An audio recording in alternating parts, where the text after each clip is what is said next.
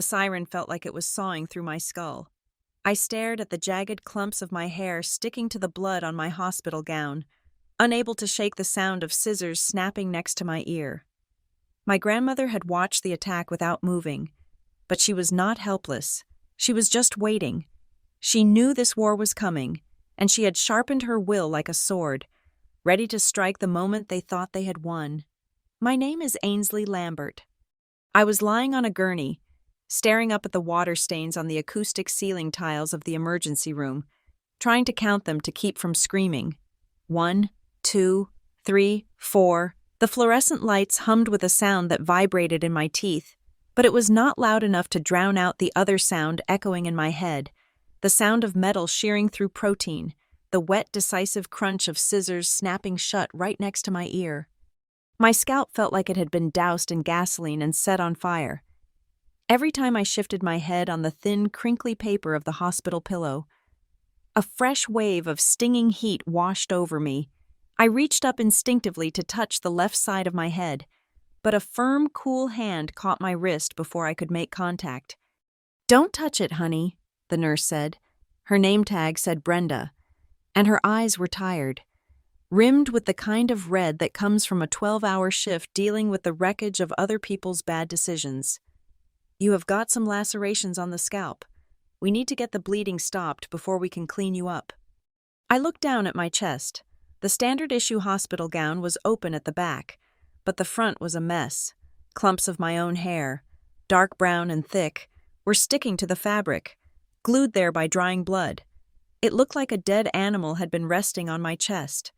I stared at a lock of hair that must have been 6 inches long.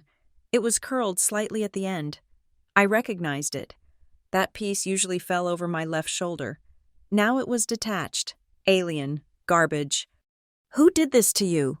Brenda asked. Her voice was not accusatory. It was clinical, but there was a steel edge to it. She was holding a saline rinse, preparing to wash the blood out of what was left of my hair.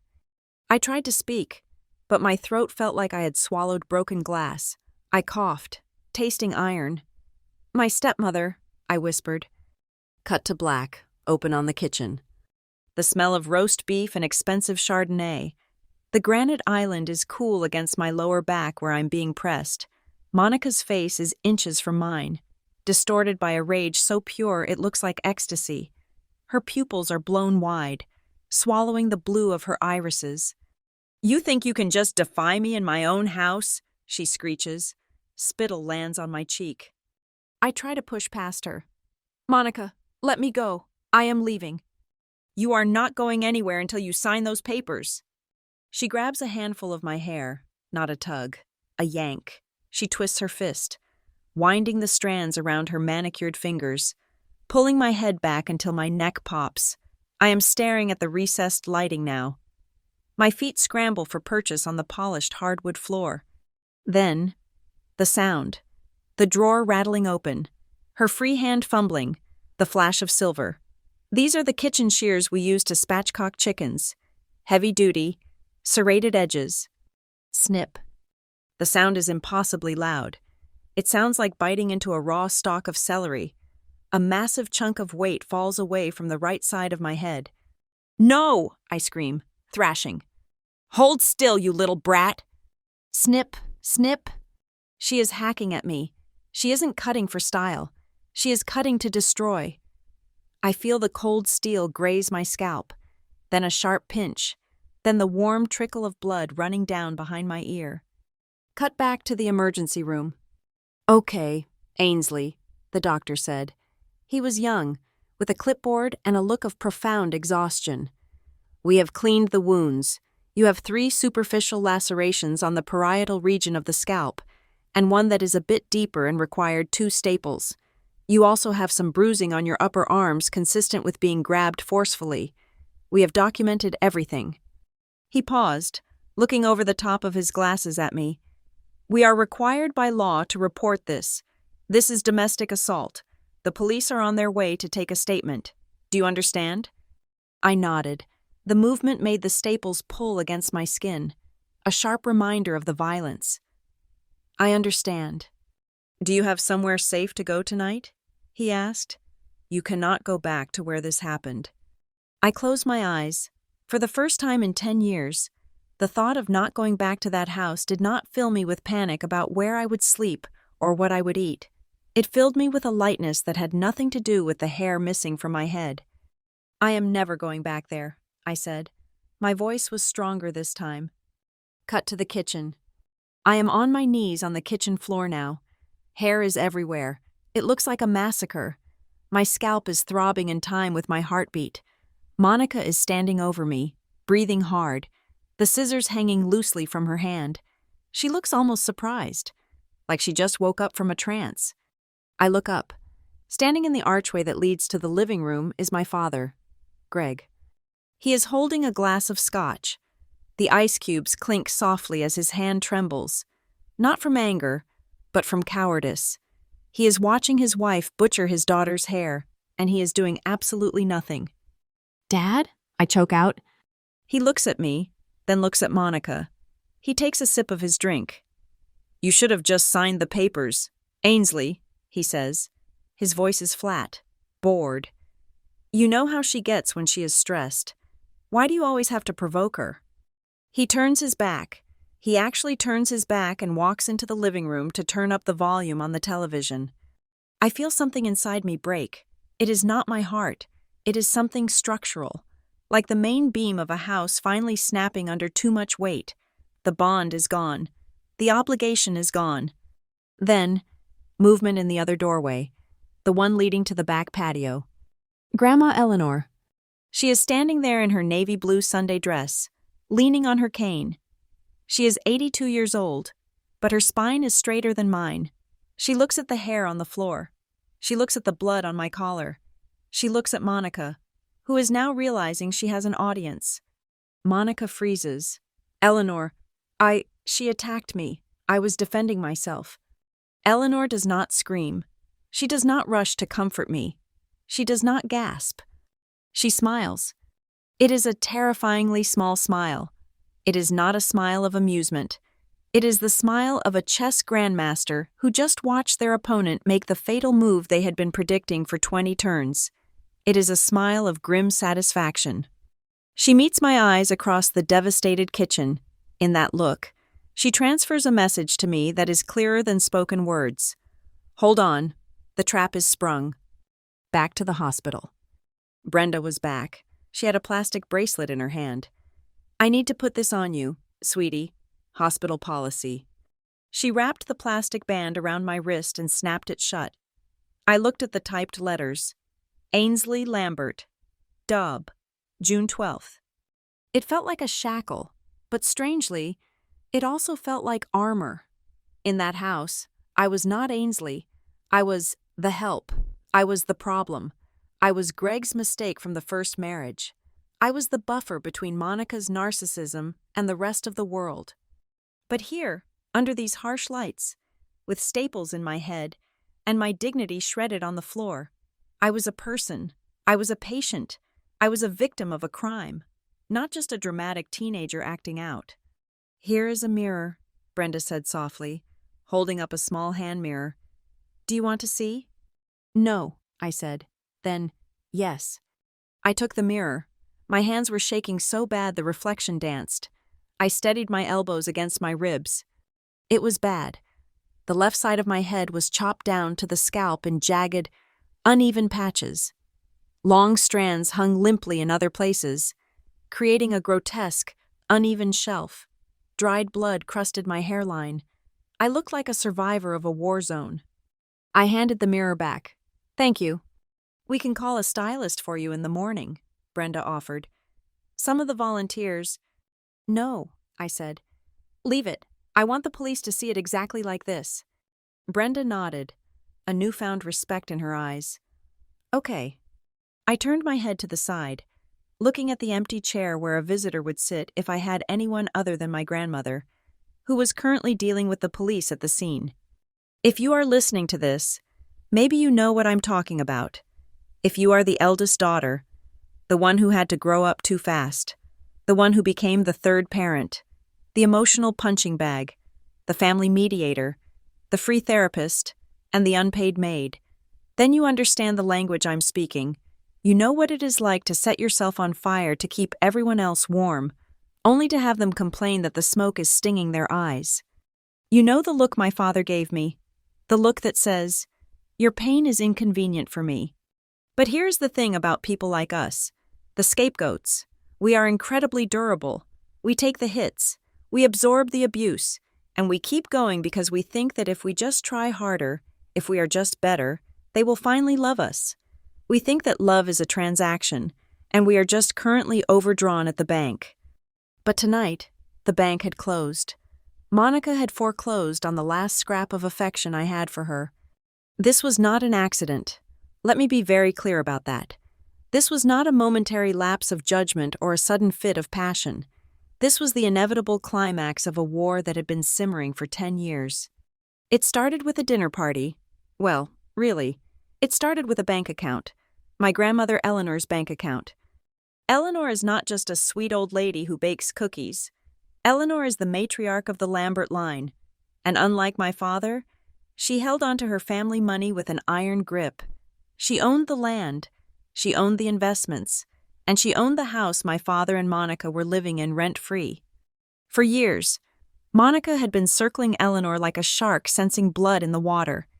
She treated Grandma like she was senile, talking over her, making decisions for her, waiting for the day the old woman would kick the bucket so Monica could finally upgrade her lifestyle from comfortable to obscene. But Eleanor saw everything. The event that led to my hair lying on the kitchen tiles was supposed to be a celebration. It was my half-brother Brandon's acceptance party for university. Combined with my parents' 10th wedding anniversary, it was meant to be the night Monica solidified her social standing in our town. She had invited everyone, the mayor, the neighbors, the church council. She needed everything to be perfect. She needed the perfect house, the perfect food, the perfect family, and most importantly, she needed the perfect financing for Brandon's tuition and her new renovation plans. That was where I came in, or rather, where I was supposed to step aside. Monica had found a loophole, or she thought she had. She needed me to sign away my rights to a trust fund my biological mother had left me, a small safety net that Monica insisted should be pooled for the family good. "We are a family, Ainsley," she had said earlier that day, smoothing the collar of my dress while pinching the skin of my neck just a little too hard. "And families share. Brandon has a bright future. You are a worker. You can survive. He needs this boost." I had said no. That was the sin. I had said no. Lying there in the hospital, listening to the beep of the cardiac monitor in the next bay, I realized that the no was the most powerful word I had ever spoken. It was the word that brought the scissors out.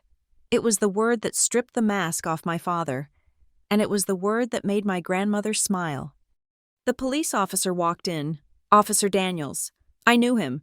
He coached the local Little League team. He looked uncomfortable seeing me there, battered and broken. "Ainsley," he said, taking off his hat. "The hospital called us. They said there was an incident."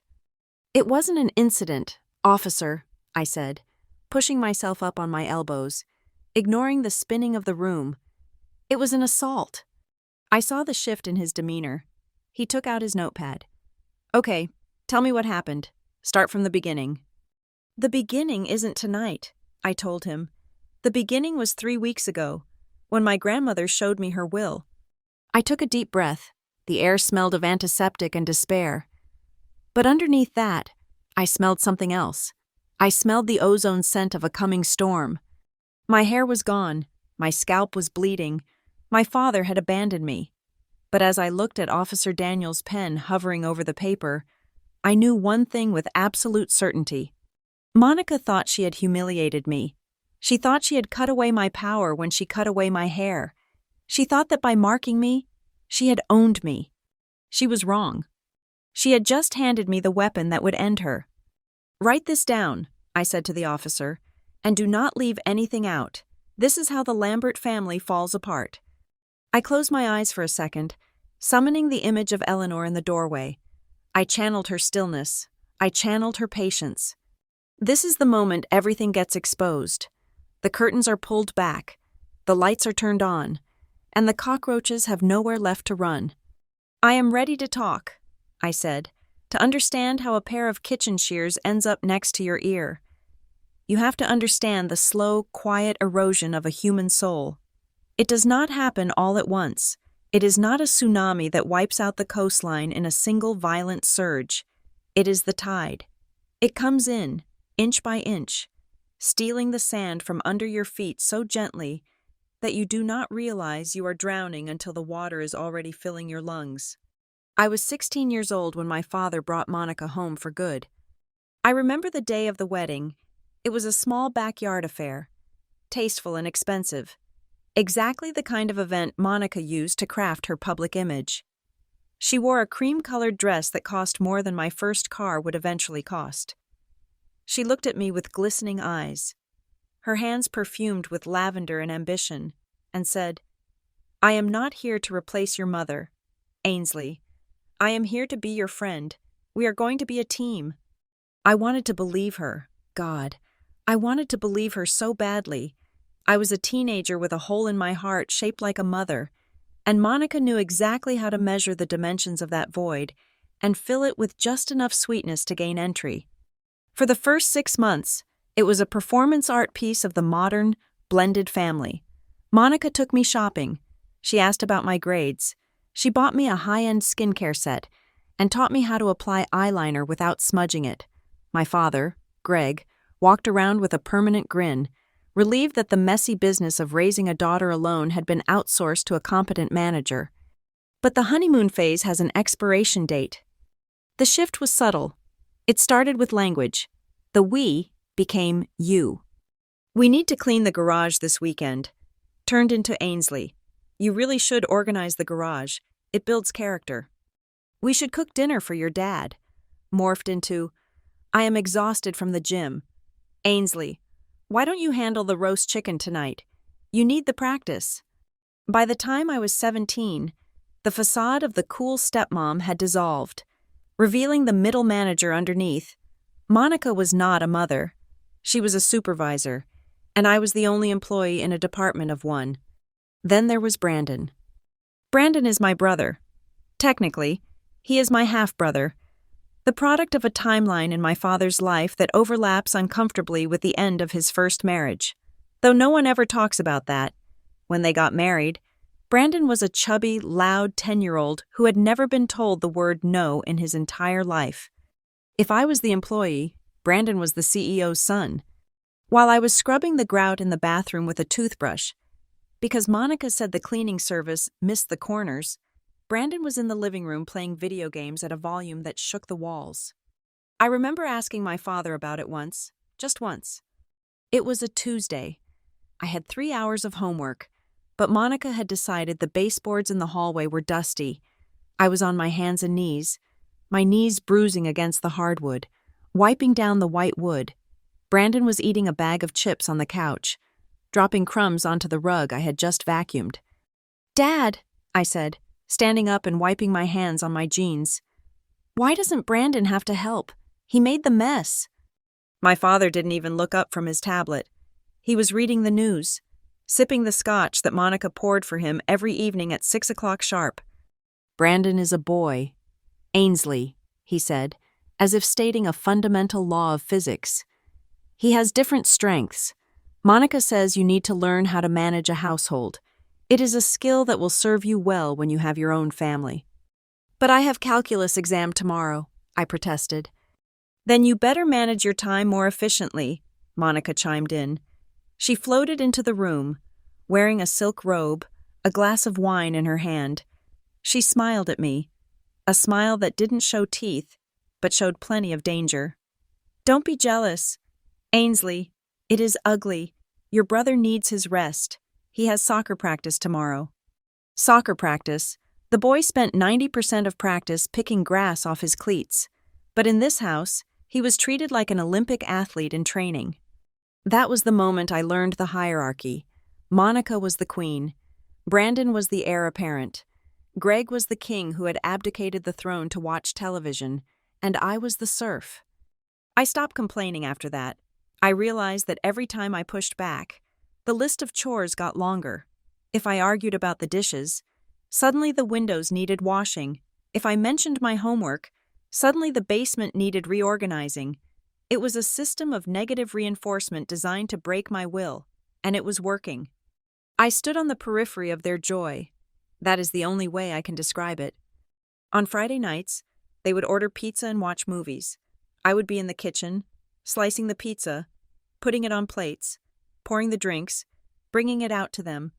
I would stand there for a moment, holding the tray, waiting for someone to scoot over on the sectional sofa to make room for me.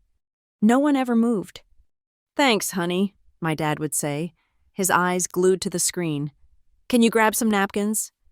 By the time I came back with napkins, the movie had started, and the dynamic was set. I would take my slice, usually the one with the burnt crust, and go to my room. I told myself I preferred the quiet. I told myself I was too mature for their stupid comedies. But the truth was, I was lonely. I was achingly, devastatingly lonely in a house full of people. The only pair of eyes that saw me, really saw me, belonged to my grandmother, Eleanor.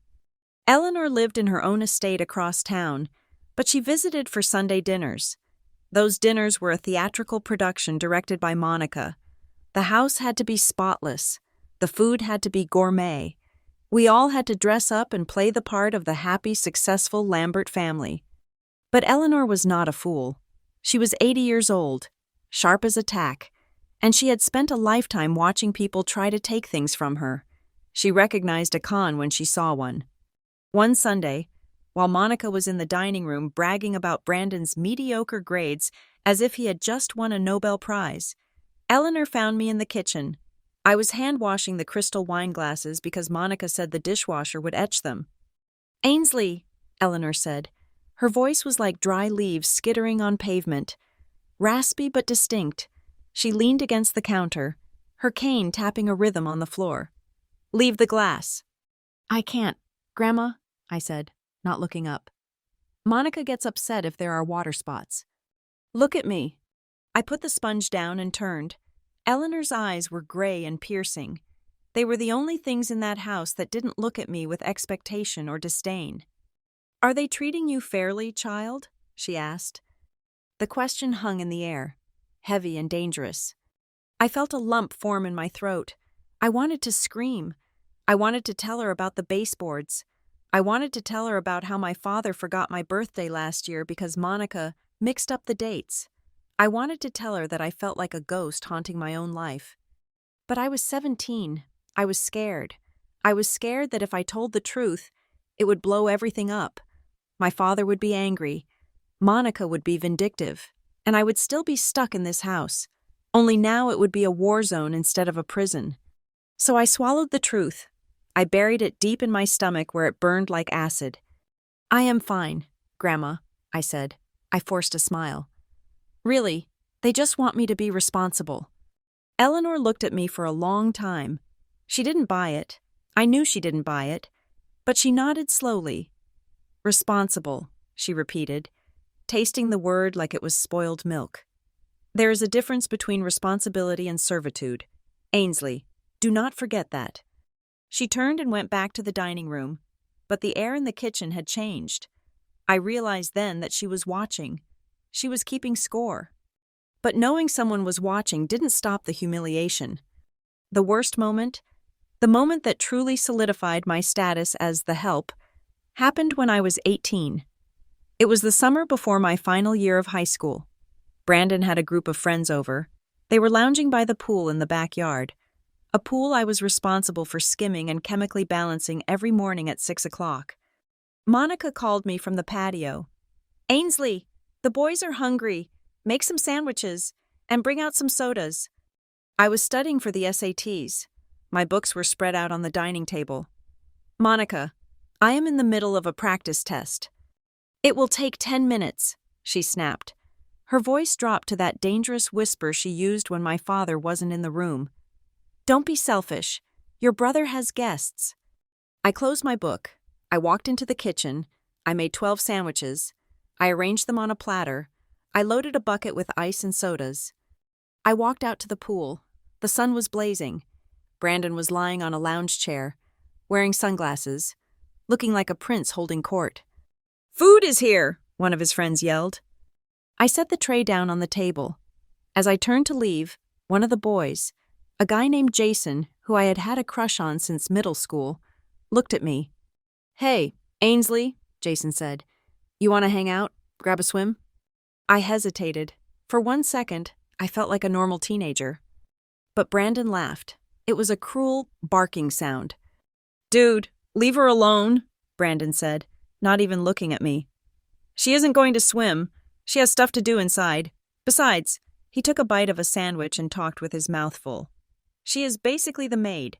You don't hang out with the help." The silence that followed was deafening. I waited for him to say, "Just kidding."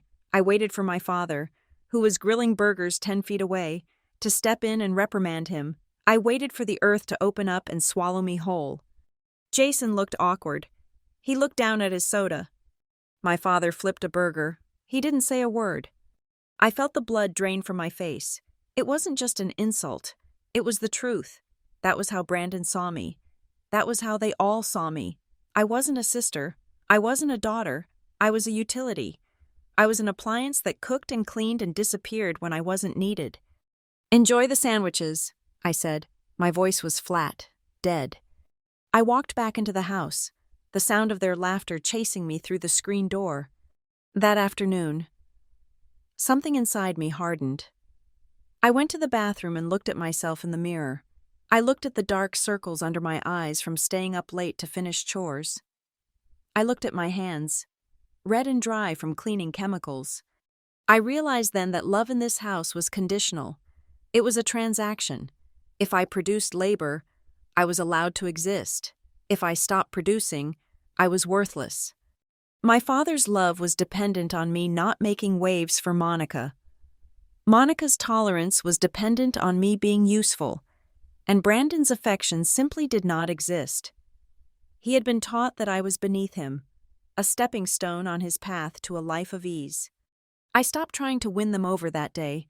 I stopped hoping that if I just cleaned the floor perfectly enough, Monica would hug me. I stopped hoping that if I got straight A's, my father would look at me with pride instead of indifference. I became a machine. I did exactly what was asked of me. No more, no less. I retreated into myself. I built walls so high and so thick that I thought nothing could hurt me anymore. But I was wrong. They weren't done taking from me. They had taken my time, my labor, and my dignity, but they wanted more. They wanted my future. And they were going to use the one thing I had left, my grandmother's money, to try and take it. That was when the financial abuse started. It didn't look like abuse at first. It looked like family contributions. It looked like tight times. But looking back, I can see the pattern. They were tightening the noose, preparing to squeeze every last cent out of me to fuel the furnace of their own vanity. I just didn't know that my grandmother was watching them tie the knot, and I didn't know that she was secretly handing me a knife to cut the rope. The escape plan was simple. It was printed on a spreadsheet I kept hidden in a password-protected folder on my laptop, labeled School Projects, to keep Monica's prying eyes away. It was a breakdown of freedom calculated down to the cent. First month's rent, last month's rent, security deposit, utility setup fees, moving van. I had taken a job at Northwind Insights, a data processing firm on the edge of town. It was not glamorous work. I spent my evenings and weekends staring at rows of raw consumer data, categorizing survey responses and cleaning up spreadsheets until my eyes burned and my wrists ached. The pay was $12.50 an hour. To me, that money was holy. Every direct deposit notification was a brick in the wall I was building between myself and the Lambert household. I worked 20 hours a week on top of my schoolwork and the household chores. I stopped buying lunch at school. I wore the same sneakers until the soles wore thin. I was a miser with a singular goal. I had saved $3,400. I was 2 months away from freedom. Then, I made a mistake. I left a pay stub on the kitchen counter. I had come home late from a shift, exhausted, my brain feeling like cotton wool. I had emptied my bag to find a pen, and the paper slip from Northwind Insights must have fluttered out. The next morning, I walked into the kitchen to start the coffee, and there was Monica. She was holding the slip of paper between two manicured fingers as if it were a piece of evidence in a murder trial. "Good morning, Ainsley," she said. Her voice was light, airy, and completely terrifying. "I didn't know you were earning this kind of money." My stomach dropped through the floor. I tried to snatch the paper, but she pulled it back. "It is just a part-time job," I said, trying to keep my voice steady. "For school supplies. $300 a week," she read aloud. "That is not for school supplies.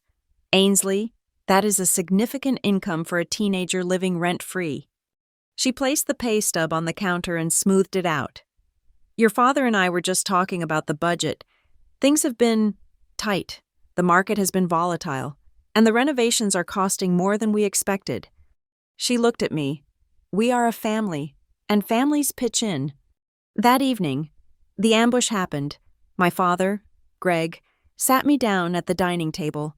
He looked tired. He rubbed his temples in that theatrical way he did whenever he wanted to elicit sympathy. "Ainsley, honey," he started. "You know I want you to have your own money. I do. But right now, we are in a bit of a hole. Just a temporary cash flow issue. Monica tells me you have some savings." "That is for when I move out," I said. "For college." "Of course," Greg said, waving his hand dismissively. "And you will get it back. I just need a loan, just to cover some bills this month so we don't get hit with interest rates. You don't want to see us struggle, do you?" The guilt trip. It was their favorite weapon. They knew I was desperate for approval. They knew I was terrified of being the cause of any friction. "How much?" I asked. $2,000, he said. I felt like I had been punched in the gut. That was months of work. That was hundreds of hours of staring at screens. "Dad, I can't," I said. "That is almost everything." "It is a loan, Ainsley," Monica snapped from the doorway. "God, you are so selfish. We put a roof over your head. We feed you. We clothe you. And you are hoarding money like a dragon while your father stresses himself to death?" I looked at my father. He didn't meet my eyes. He just looked at the table. "Okay," I whispered. "Okay." I transferred the money the next day. I watched the balance on my screen drop from $3,400 to $1,400. It felt like watching my lifeline being cut. 2 weeks later, I came home from school to see a brand new set of alloy rims and high-performance tires on Brandon's car. Brandon drove a 2-year-old sedan that my father had bought him for his 16th birthday. I drove a 10-year-old compact that broke down if it rained too hard. I stood in the driveway, staring at the wheels. They were shiny, chrome, and aggressive. I knew cars. I knew those rims cost at least $600 apiece. I walked into the house, shaking. Monica was in the living room, flipping through a magazine. "You bought Brandon rims," I said. My voice was trembling. Monica didn't look up. "He needed new tires. Safety issue." "Those are performance rims. Monica!" I shouted. It was the first time I had raised my voice in years. "You told me you couldn't pay the bills. You took my money to buy Brandon accessories for his car?" Monica slammed the magazine shut. She stood up. Her face contorted into a mask of righteous indignation. "How dare you?" she hissed. "How dare you audit how we spend money in this house? That money went into the general fund. What we do with the general fund is none of your business. Brandon is your brother. He deserves to be safe on the road." "He deserves rims while I can't afford to leave?" "You are hysterical," Monica said coldly. "This is exactly why you need to stay here. You are unstable. You obsess over money. You are greedy. Ainsley, it is ugly." That was the start of the narrative. Monica began to sow the seeds of my instability throughout our social circle. At church, she would sigh and ask for prayers for her stepdaughter who was having trouble adjusting and was very possessive to the neighbors. She painted a picture of a sullen, ungrateful girl who hoarded cash while her parents worked themselves to the bone. I became the villain in my own home, and worse, I became the financier of my own oppression. It didn't stop with the $2,000. Once they knew I had an income, the requests became demands. We need you to cover the grocery bill this week. Ainsley. The electric bill is higher than usual. Ainsley. Transfer $300. Brandon needs a tutor for his SATs and we are tapped out. Write a check. I was working 20 hours a week, and I was broke. I was the invisible treasurer of the Lambert household. I was paying to live in a house where I was treated like an intruder. Every time I tried to say no, the gaslighting intensified. After everything we have done for you, Greg would say, shaking his head. I took you in when your mother died. I raised you, and you count pennies? I started to believe them. That is the insidious thing about financial abuse. It makes you feel guilty for having needs. I started to feel like a burden. Maybe I did owe them. Maybe I was selfish for wanting to keep the money I earned. Then came the college acceptance letter. Brandon got into a private university 2 states over. It was prestigious, beautiful, and incredibly expensive. The tuition was $52,000 a year. Room and board was another $15,000. The night the acceptance letter came, there was champagne, there was cake. Brandon sat at the head of the table, beaming. I am going to be a Lambda Chi, he announced, and I need a new laptop, and probably a better car for the drive up there. Monica looked at Greg. Greg looked at his scotch glass. Then, they both looked at me. It was a look of predatory calculation. They weren't seeing Ainsley. They were seeing an asset they could liquidate. We are going to have to make some sacrifices to make this work, Monica said. Her eyes fixed on my face. Everyone is going to have to tighten their belts, and we need to look at all our available resources. I don't have $50,000, I said, feeling the walls closing in. No, Monica said softly, but you have a trust. I froze. What? Your mother left a small trust, Greg said quickly. It is not much, but it would cover the first 2 years. We could leverage it. That is for my education, I said. Whatever is left of it. You told me it was locked until I was 25. We can petition to unlock it early, Monica said. If the beneficiary agrees that it is for family hardship or education. My education, I argued. Brandon's education is just as important. Monica slammed her hand on the table. Why are you so jealous of him? He has a real shot at a future. You are doing data entry. You can take classes at the community college here. You can live at home. It makes financial sense. I looked at them. They wanted to strip mine my future to pave the road for Brandon.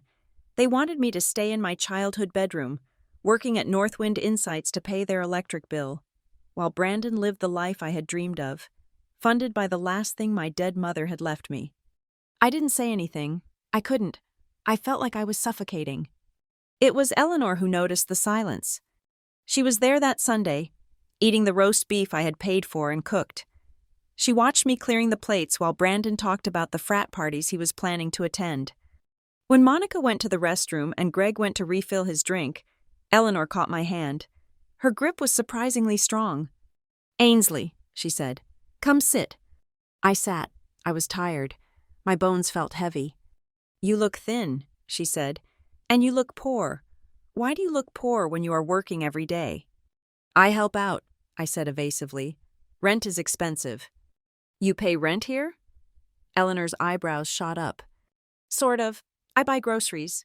I pay the utilities. I loaned Dad money for the car repairs. Eleanor's face darkened. She looked at the shiny new rims on Brandon's car visible through the window. She put 2 and 2 together instantly. Listen to me very closely, Eleanor said. Her voice dropped to a whisper. Have you signed anything? Any papers? Any documents your father gave you? I frowned. I don't know. Sometimes Dad brings me tax forms or insurance papers. He says they are just standard updates for the household coverage. He puts the sign here stickers on them. And you read them? I hesitated. He is my dad. He says he is in a hurry. I just sign them. Eleanor closed her eyes. She looked like she was in physical pain. When she opened them again, the gray was steel. You have likely signed more than insurance papers, child, she said. If they are talking about your mother's trust, and you have been signing blank documents, Ainsley, you might have given them power of attorney or co-signatory rights. The blood drained from my face. He wouldn't, I said. He is my father. He is a weak man married to a shark, Eleanor said. And weak men do terrible things to keep the shark fed. Monica walked back into the room then, beaming. What are you two whispering about? Recipes, Eleanor said instantly. Her face was a mask of pleasant senility. Ainsley was asking about my apple pie. But the signal had been sent. After dinner, the financial tourniquet tightened again. Monica cornered me in the kitchen. We have been looking at the numbers for Brandon's dorm, she said. We need you to increase your contribution. Since you are living here and not going away to school, we think $500 a month for room and board is fair, starting next week. I can't afford that, I said. I won't have enough for gas to get to work. Then work more hours, Monica shrugged. Welcome to the real world, Ainsley. Nothing is free. I stood there, leaning against the granite countertop I kept clean, in the house I helped pay for, looking at the woman who was robbing me in broad daylight. I realized then that it wasn't just about the money. It was about control. If I had no money, I had no mobility. If I had no mobility, I could never leave. I was not a daughter. I was a serf. I was a taxpayer in a totalitarian regime where the tax rate was 100% of my hope. I looked out the window. Eleanor was getting into her car. She looked back at the house. She didn't wave. She just stared at the kitchen window where she knew I was standing. I didn't know it then, but that was the moment the decision was made. Eleanor had seen the rims. She had heard about the loan, and she had realized that her son and his wife were cannibalizing her granddaughter. She was done watching. It was time to weaponize the inheritance. I went to my room and opened my laptop. I looked at my spreadsheet. I deleted the row that said savings. I typed in 0. I sat in the dark and cried, not because I was sad, but because I was angry. And anger, I was starting to learn, was a much better fuel than hope. I resolved that I would not sign another paper. I would not write another check. If they wanted a war over money, they were going to get one. I just didn't know that the general of my army was already drafting the battle plans across town. Sitting at her mahogany desk, unscrewing the cap of her fountain pen to rewrite the future. 3 days after Monica demanded I start paying rent to live in my own childhood home, my phone buzzed. It was a text from Grandma Eleanor. I need help clearing out the attic. Saturday morning. Tell your father I will pay you for your time so he does not whine about your chores. It was the perfect cover. Monica loved the idea of me doing manual labor, especially for someone else, and Greg loved the idea of money coming into the family ecosystem without him having to lift a finger. When I told them, Monica just sniffed and said, "Make sure you are back by 4. The bathrooms need scrubbing." I drove to Eleanor's estate with a knot of anxiety in my stomach. I expected dusty boxes, cobwebs, and maybe a lecture about standing up for myself. I did not expect a war room. When I arrived, Eleanor didn't lead me to the attic. She locked the front door, drew the heavy velvet drapes in the hallway, and led me straight into her study. It was a room I had always found intimidating, smelling of lemon polish and old leather-bound books. "Sit down, Ainsley," she said, pointing to the wingback chair opposite her massive mahogany desk. She walked over to a painting of a seascape on the far wall. I watched, confused, as she swung the frame aside to reveal a wall safe. It wasn't a small jewelry safe. It was industrial, the kind of steel beast you expect to see in a bank manager's office. She spun the dial, left, right, left, with a precision that suggested she did this often. With a heavy thunk, the door swung open. Eleanor pulled out a heavy fireproof box and set it on the desk between us. "We are not cleaning the attic today," she said, her voice low and steady. "We are cleaning up the future." She opened the box. Inside, there were no jewels, no cash, no family heirlooms. There was paper, stacks and stacks of legal documents, organized in color-coded folders with terrifying neatness. Do you know what a trust is, Ainsley? She asked. Sort of, I stammered. Monica talks about them sometimes. Monica talks about spending them, Eleanor corrected sharply. I am talking about structuring them. She pulled out a blue folder. This, she said, tapping the cover, is a revocable living trust. It is a vehicle that holds assets, property, stocks, cash, so that they bypass probate court when the owner dies. Probate is public, probate is messy, trusts are private, and privacy is our best weapon right now. She opened the folder and began to walk me through the pages. She explained concepts I had only heard in movies: fiduciary duty, beneficiary rights, asset protection. She spoke to me not as a teenager, but as a business partner. I have been moving assets into this structure for 5 years, she told me. Ever since your father married that woman, I knew, Ainsley. I watched her at the wedding. I watched how she looked at the silverware. Not the groom. I watched how she estimated the square footage of my house the first time she walked through the door. I knew she viewed the Lambert legacy as a buffet, and she brought a very large appetite. Why didn't you say anything? I asked, feeling a surge of betrayal mixed with relief. Because your father is a fool in love, or at least in lust, Eleanor said, her eyes sad. If I had fought him then, he would have cut me off, and I would have lost access to you, and I needed to be here to catch you when you fell. She reached for a thick, cream-colored envelope. This brings us to today. I have a meeting in 20 minutes. You need to be present. With who? Arthur Finch. Right on cue. The doorbell rang. It wasn't a social ring. It was 2 sharp, decisive presses. Arthur Finch was a man who looked like he was carved out of gray rock. He was the senior partner at Harlow and Finch, the most terrifyingly expensive law firm in the county. He walked into the study, shook Eleanor's hand, and then turned to me. He didn't smile. He just nodded. Miss Lambert, he said, it is good to finally meet the principal beneficiary. I froze. The what? Mr. Finch sat down and opened his briefcase. He pulled out a document that was stamped with that morning's date. This is your grandmother's last will and testament, Finch said. We finalized the updates this morning. It supersedes all previous versions. He slid the document across the desk. I looked at the legal jargon, my eyes swimming until they landed on a paragraph in the middle of the second page. I hereby leave 100% of my estate, including all real property, investment portfolios, and personal effects, to my granddaughter, Ainsley Lambert. I looked up, gasping. Grandma, you can't. What about Dad? What about Brandon? Your father has his own career, which he has neglected, Eleanor said coldly. And Brandon has parents who have indulged him into incompetence. You are the only one who has ever worked for anything. You are the only one who understands the value of $1 because they have forced you to beg for every single one. But they will challenge this, I said, panic rising in my throat.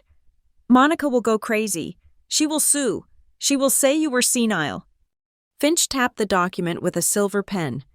That is why we included Article 9, the in terrorem clause, or, as we like to call it, the no contest clause. What does that mean? I asked.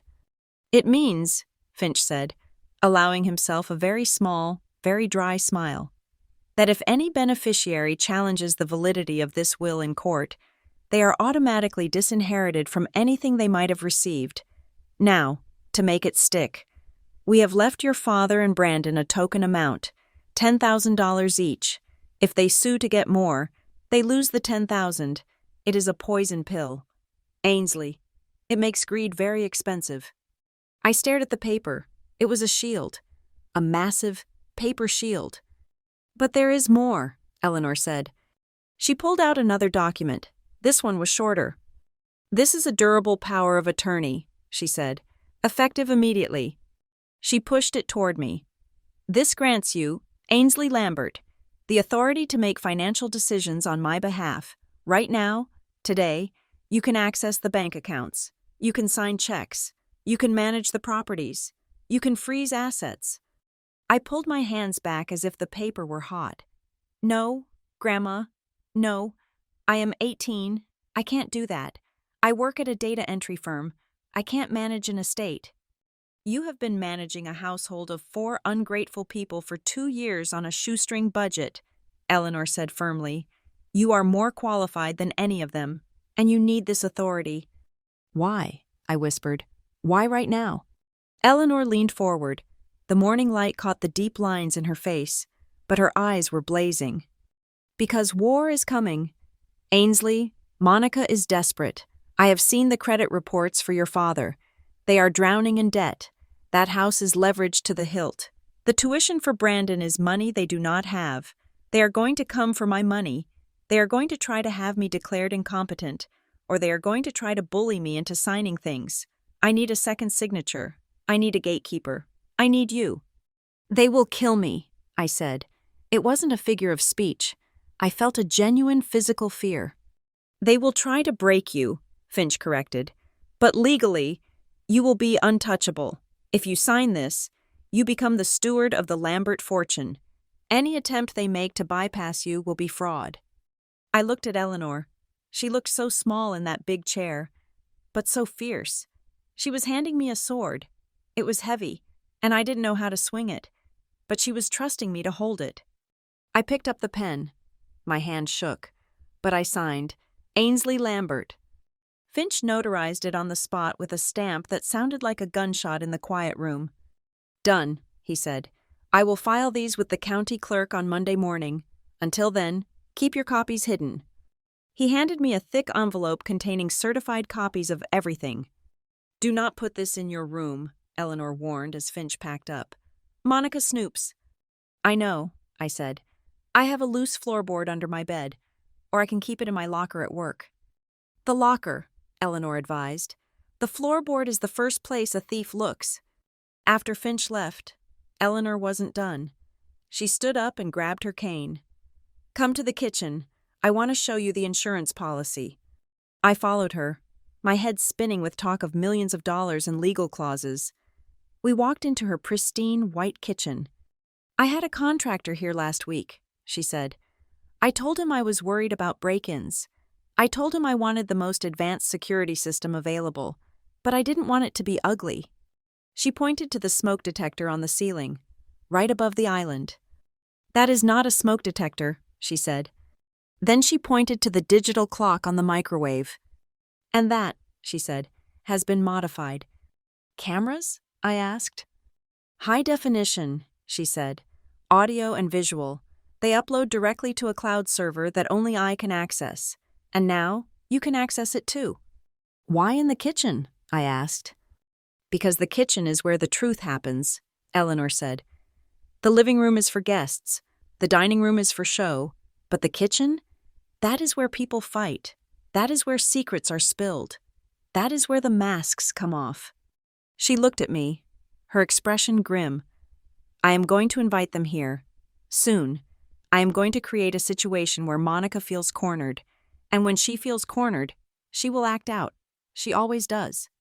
You are setting a trap, I realized. I am conducting a stress test, Eleanor corrected. I need proof. Ainsley, the courts need proof. We can't just say she's abusive.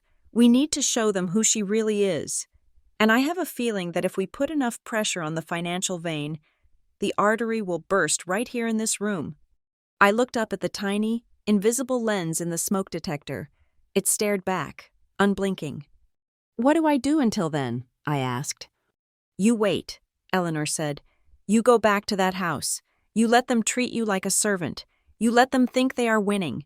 You let Monica believe she is the queen of the board. You endure it for a little bit longer, my love.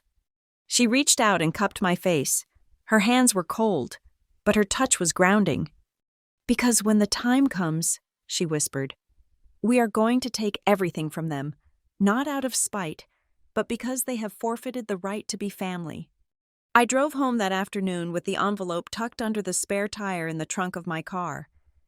I walked into my father's house, and the smell of Monica's cloying perfume hit me instantly.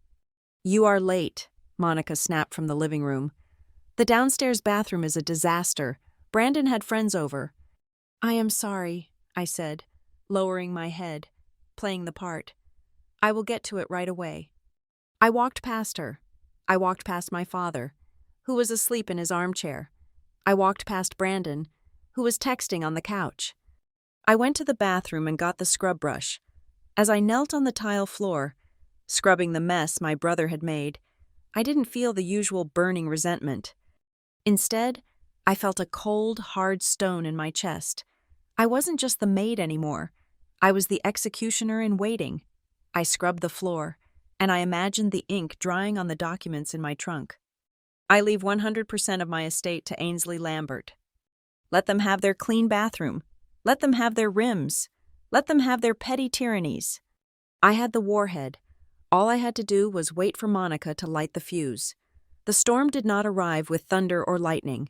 It arrived with a floral arrangement. Specifically, it arrived with 4 dozen white lilies that Monica had ordered for the centerpieces, costing $300, which she charged to the emergency credit card that was supposed to be for medical expenses.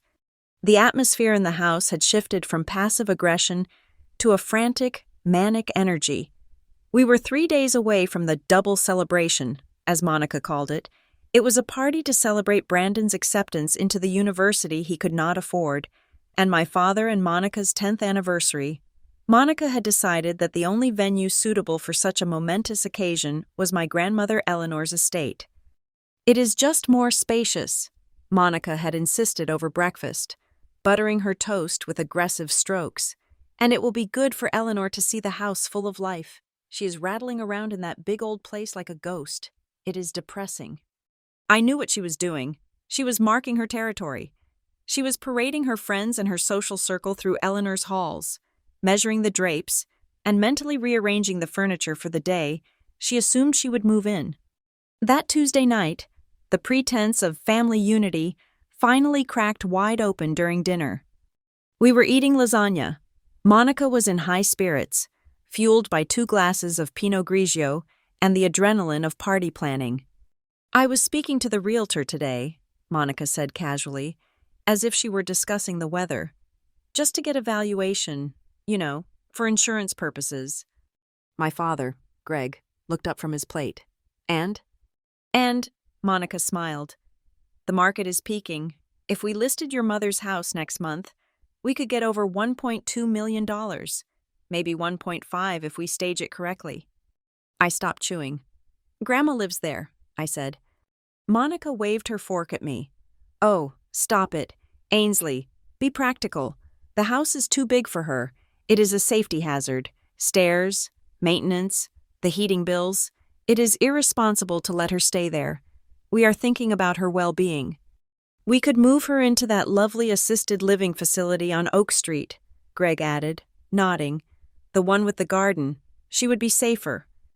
"And with the equity from the sale," Monica continued, her eyes gleaming, "we could pay for Brandon's tuition in full. We could pay off our mortgage here. We could finally breathe.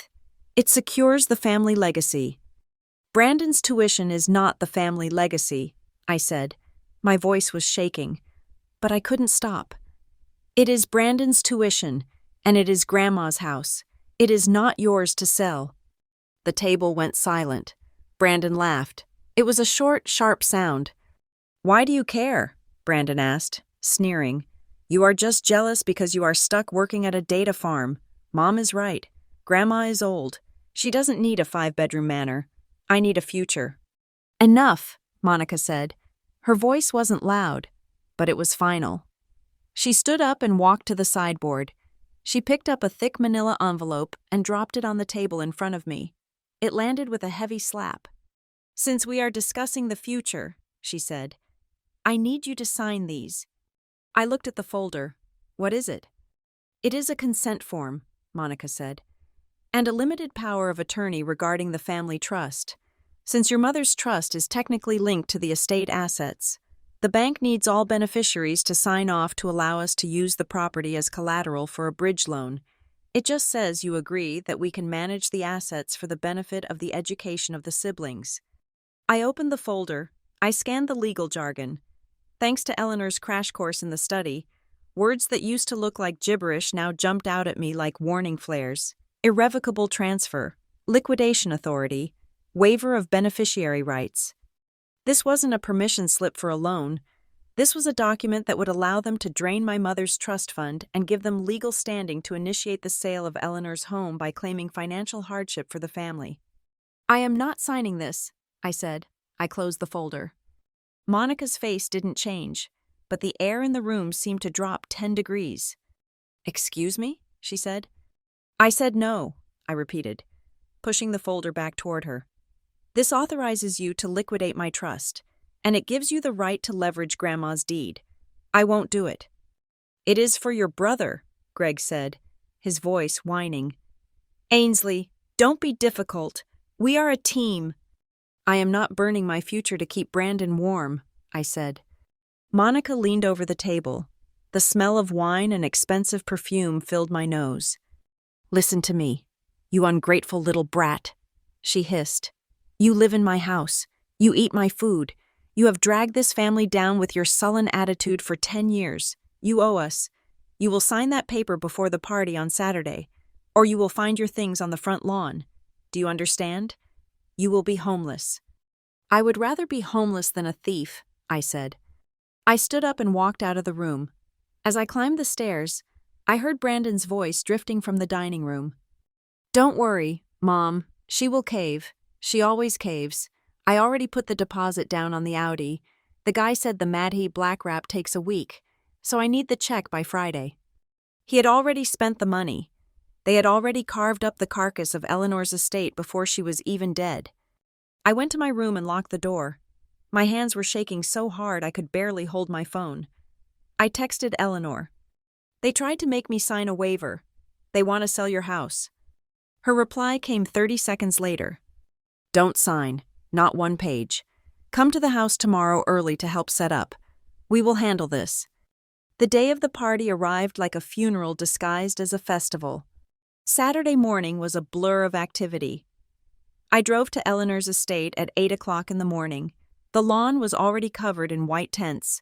Caterers were unloading trays of shrimp and roast beef. A string quartet was setting up in the gazebo. Monica was everywhere at once, barking orders at the staff, adjusting flower arrangements, and critiquing the polish on the silver. She looked manic. Her makeup was flawless, but there was a tightness around her eyes, a desperation that vibrated under her skin. She hadn't spoken to me since the fight at dinner. She just looked at me with a cold, predatory expectation. She assumed I would break.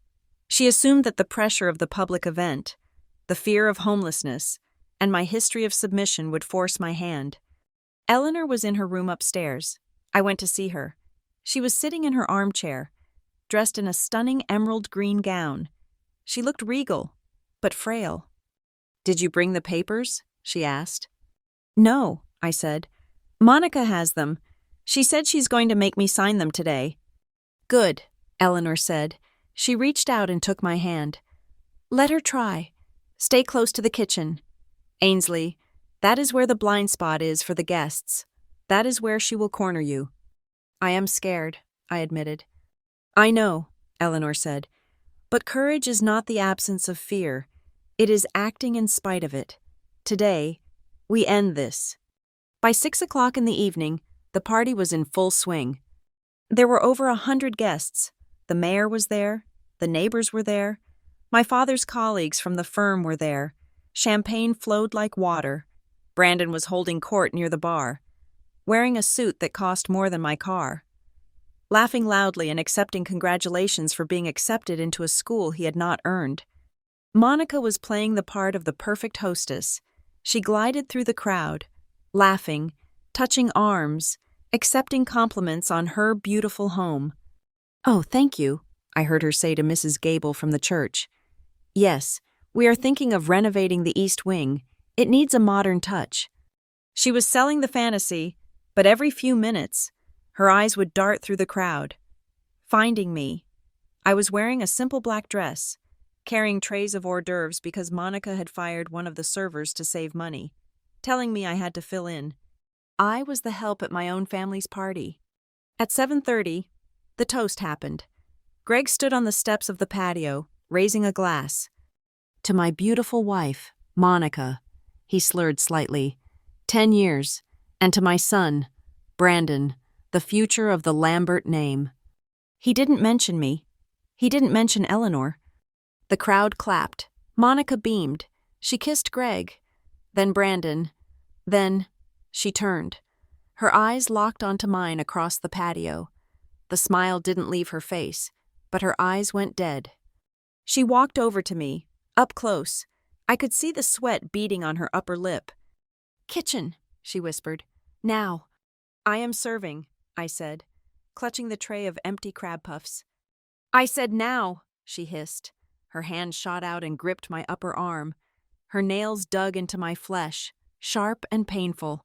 "We are going to settle this before the cake is cut." She dragged me. She literally dragged me through the crowded living room. She smiled at guests as we passed. "Just a little family business. Excuse us." My father watched us go. He was standing by the fireplace, swirling his drink. He saw his wife digging her claws into his daughter's arm. He saw the terror in my eyes, and he turned away to talk to a man about golf. Brandon saw us too. He winked at me. "Sign on the dotted line, sis," he mouthed. We burst into the kitchen. It was empty. The caterers were all outside serving the main course. The white counters were gleaming under the bright lights. The hum of the refrigerator was the only sound. Monica shoved me. I stumbled back, dropping the silver tray. It hit the floor with a deafening clang. She slammed the door shut and locked it. The click of the deadbolt echoed like a gunshot. "The party is going great," Monica said, her voice trembling with rage. "Everyone is impressed. Everything is perfect, except for you." She walked over to the counter where her purse was sitting. She pulled out the manila envelope. She slammed it down on the island. "This ends now," she said. "You are going to sign this, and then you are going to go out there and smile, and you are going to tell everyone how happy you are to support your brother." "I can't," I said. I backed up until my hips hit the stove. "It is wrong, Monica." "Wrong?" She laughed. It was a high, brittle sound. "You think you know what is right and wrong? You are nothing. You are a burden. You are a leech. I have tolerated you for 10 years. I have let you live in my house." "It is not your house," I yelled, "and this is not your house either." Something snapped behind Monica's eyes. The mask of the socialite fell away completely, revealing the desperate, greedy animal underneath. She looked around the kitchen. Her eyes landed on the knife block. Then they shifted. They landed on the heavy-duty poultry shears sitting on the drying rack. "You think you are so special," she whispered, moving toward me. "With your little job and your little savings and your long, pretty hair that you hide behind." She grabbed the envelope in one hand. She grabbed the shears in the other. "Sign the paper, Ainsley." "No," I said. She lunged. I didn't scream. I couldn't. The air left my lungs. She didn't go for me with the blade. She went for me with her hand. She grabbed a fistful of my hair, twisting it violently, yanking my head back until I was staring at the ceiling lights. "You stubborn little bitch," she spat, her face inches from mine upside down. I saw the flash of silver. I heard the click of the blades testing the air. Outside, the string quartet was playing Vivaldi. Inside, the world narrowed down to the cold steel against my neck and the woman who was about to take the only thing I had left. I braced myself for the end, but I didn't know that up in the corner, the red light on the smoke detector was blinking, recording every frame of the nightmare. The metal lock of the kitchen door clicked shut, sealing the room like a tomb. The sound vibrated through the soles of my feet, a final, mechanical confirmation that I was trapped. The Vivaldi from the string quartet outside was muffled now, reduced to a distant, mocking hum. Inside, the only sound was the heavy, erratic breathing of the woman standing between me and the only exit. Monica did not just hand me the folder, she threw it. It hit me square in the chest, the sharp corner of the manila envelope digging into my sternum before clattering to the tile floor. It slid a few feet, coming to rest near the refrigerator, a benign-looking object that contained the destruction of my entire life. "Sign it," Monica said. Her voice was not a scream. It was something worse. It was a low metallic rasp, cold as a butcher's table. It was the voice of a woman who had run out of patience, out of charm, and out of time. I pressed my back against the granite countertop, my hands gripping the edge so hard my knuckles turned white. I could feel the cool stone through my palms, the only grounding reality in a world that was rapidly tilting off its axis. "No," I said. My voice was small, shaky, but it was there. "What did you say to me?" Monica took a step forward. Her eyes were wide, glassy with rage and too much white wine. "I said no," I repeated, louder this time. "I am not signing away my mother's trust. I am not helping you sell Grandma's house. I am done, Monica. I am done paying for this family." The air in the room seemed to shatter. Monica didn't yell. She moved with a terrifying sudden speed. She lunged across the gap between us, her hand shooting out not for my face, but for the one thing she knew I took pride in. She grabbed my hair. It was a fistful of thick, dark waves that reached halfway down my back. She wound her fingers into it tight, close to the scalp, and yanked. My head snapped back with a force that made my neck crack. I gasped, stumbling, my feet scrabbling for traction on the polished floor. "You think you are special?" she hissed, her face inches from mine, her breath hot and smelling of alcohol. "You think you are better than us? You are nothing. You are just a little girl playing dress-up." "Let go," I screamed, clawing at her wrist. "You want to be independent?" she spat. "Then stop looking like a princess." She reached blindly onto the counter behind her. Her hand found the poultry shears. Heavy, stainless steel shears meant for cutting through chicken bone. I saw the blades flash under the recessed lighting. "No," I cried out. "Monica, don't!" Snip. The sound was sickeningly distinct. It was a wet, crunchy sound, like cutting through thick fabric. A massive weight fell from the left side of my head. A chunk of dark hair, probably 10 inches long, dropped to the floor. It landed softly, a silent casualty. My scalp burned. She hadn't just cut the hair. She had pulled it so tight the follicles were screaming. Tears sprang to my eyes, hot and blurring my vision. "Sign the paper," she screamed, waving the scissors near my face.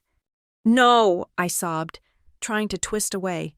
She grabbed another handful, this time right at the crown. Snip. Another chunk fell. It landed on my shoe. I stared at it, unable to comprehend that it was a part of me. It looked like a dead animal. "You are going to sign it," she panted, hacking away now. There was no rhythm, no style. She was just destroying. Snip, snip. "You are going to sign it, and you are going to thank me for keeping a roof over your head." I felt the cold metal graze the skin behind my ear. A sharp sting followed, then the warm trickle of blood.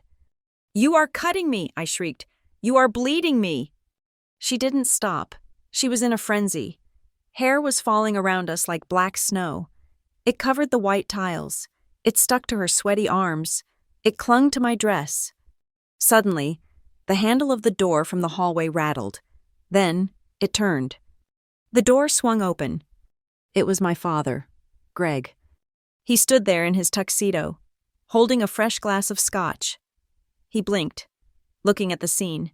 He looked at his wife, holding a pair of shears dripping with hair.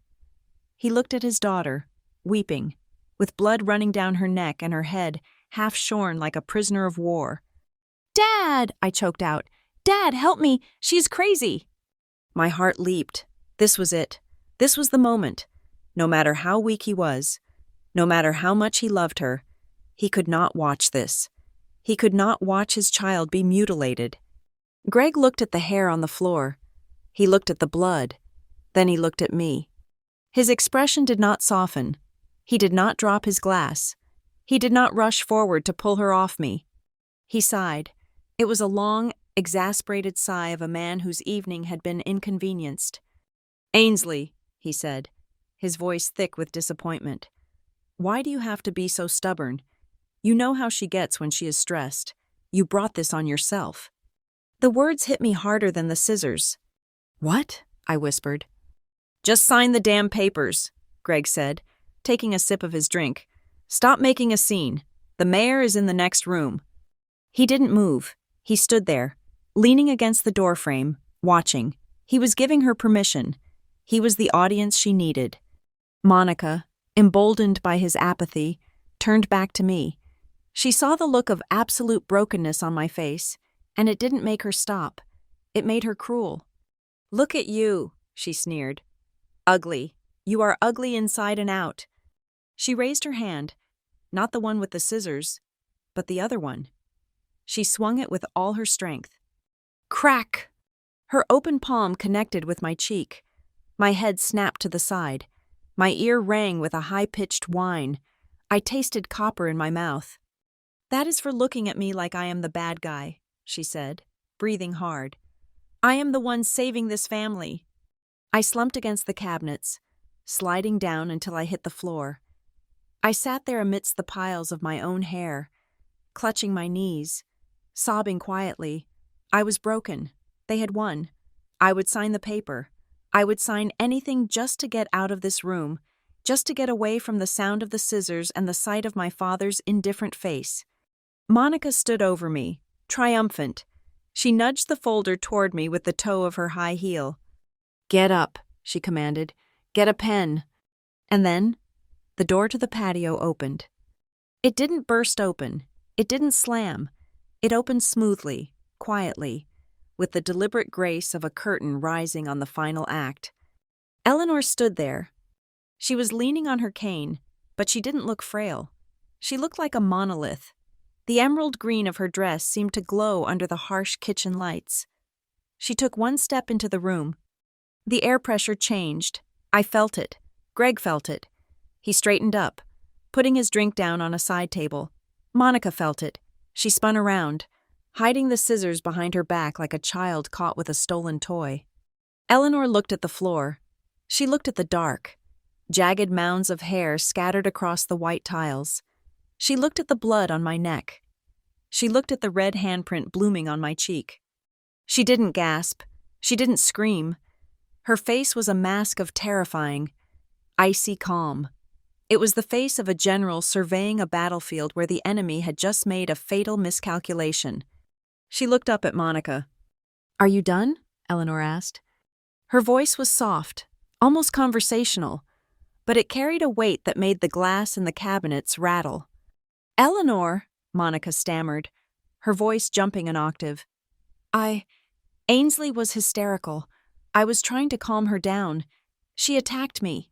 It was self-defense." Eleanor ignored her. She walked past Monica. She walked past Greg, who shrank back against the wall as if afraid she might strike him. She walked over to me. She reached down. Her hand, spotted with age but steady as a rock, touched my cheek gently. She brushed a stray lock of cut hair off my shoulder. "Stand up, Ainsley," she said. It wasn't a suggestion. It was an order.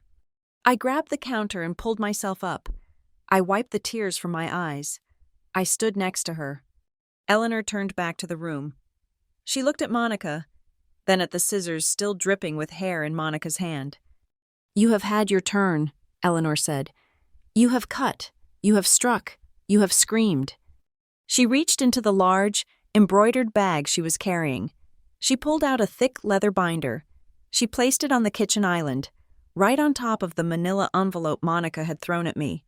The sound of the leather hitting the granite was heavy. Final. "Now," Eleanor said, "it is my turn." She walked to the double doors that led to the living room, the doors Greg had been guarding. She threw them both open wide. The noise of the party flooded in. Laughter, chatter, music. Eleanor didn't care. She raised her voice. It was a voice I had never heard before. It was powerful, resonant, projected from the diaphragm of a woman who had spent 40 years running a shipping empire. "Everyone," she called out. "Guests, family, please, come into the kitchen, immediately." The music stopped. The chatter died. People started to drift toward the doors. The mayor, the neighbors, Mrs. Gable. They looked confused, holding their champagne flutes, smiling uncertainly. They crowded into the doorway, and then they stopped. They saw the hair. A collective gasp rippled through the crowd. Hands flew to mouths. Eyes widened. They looked at me, half bald, bleeding, weeping. They looked at Monica, sweaty, disheveled, holding a pair of kitchen shears. "Oh my God," someone whispered. Monica realized too late that she was still holding the weapon. She dropped the scissors. They hit the floor with a loud clatter, bouncing once before settling in a pile of my hair. "It is not what it looks like," Monica cried out, her smile stretching into a rictus of panic. "We were just... Ainsley had gum in her hair. We had to cut it out." "Silence," Eleanor said. She didn't shout it. She simply commanded it, and the room obeyed. Eleanor stood by the island, her hand resting on the leather binder. "You are all here to celebrate," Eleanor said, addressing the stunned crowd. "To celebrate my son's anniversary, to celebrate my grandson's acceptance to a university he cannot afford, and to celebrate the impending sale of my house." She looked at Greg. He was pale, sweating profusely. "But there has been a change of plans," Eleanor continued. "You see, for the last 10 years, I have watched this woman," she pointed a shaking finger at Monica, "treat my granddaughter like a slave in her own home. I have watched my son stand by and do nothing. And tonight, I watched them try to mutilate her to force her to sign over her inheritance." "Mom, please," Greg whispered. "Not here." "Especially here," Eleanor snapped, "because witnesses are what we need." She opened the leather binder. She held up a document. "This," she announced, "is my last will and testament. As of this morning, it has been amended." She looked at Monica, whose eyes were locked on the paper. "You wanted the house, Monica? You wanted the trust? You wanted the legacy?" Eleanor ripped the first page of the document out of the binder. The sound of tearing paper was loud in the silent room. She let it flutter to the floor. "It is gone," Eleanor said. "All of it, the house, the stocks, the savings, the company shares." She turned to me. She placed a hand on my shoulder. "As of 9 o'clock this morning, every single asset I own has been placed into a protected trust," Eleanor declared. "And the sole beneficiary, and the sole executor with immediate power of attorney, is Ainsley Lambert." The room exploded with whispers. Monica looked like she had been shot. Her mouth opened and closed. That is illegal. She is a child. You are senile. I will contest it." "You can try," Eleanor said, her voice dropping to a deadly growl. "But I suggest you look at the ceiling first." She pointed up. Every head in the room turned upward. They looked at the smoke detector. The tiny red light was blinking steady and true. "Smile, Monica," Eleanor said.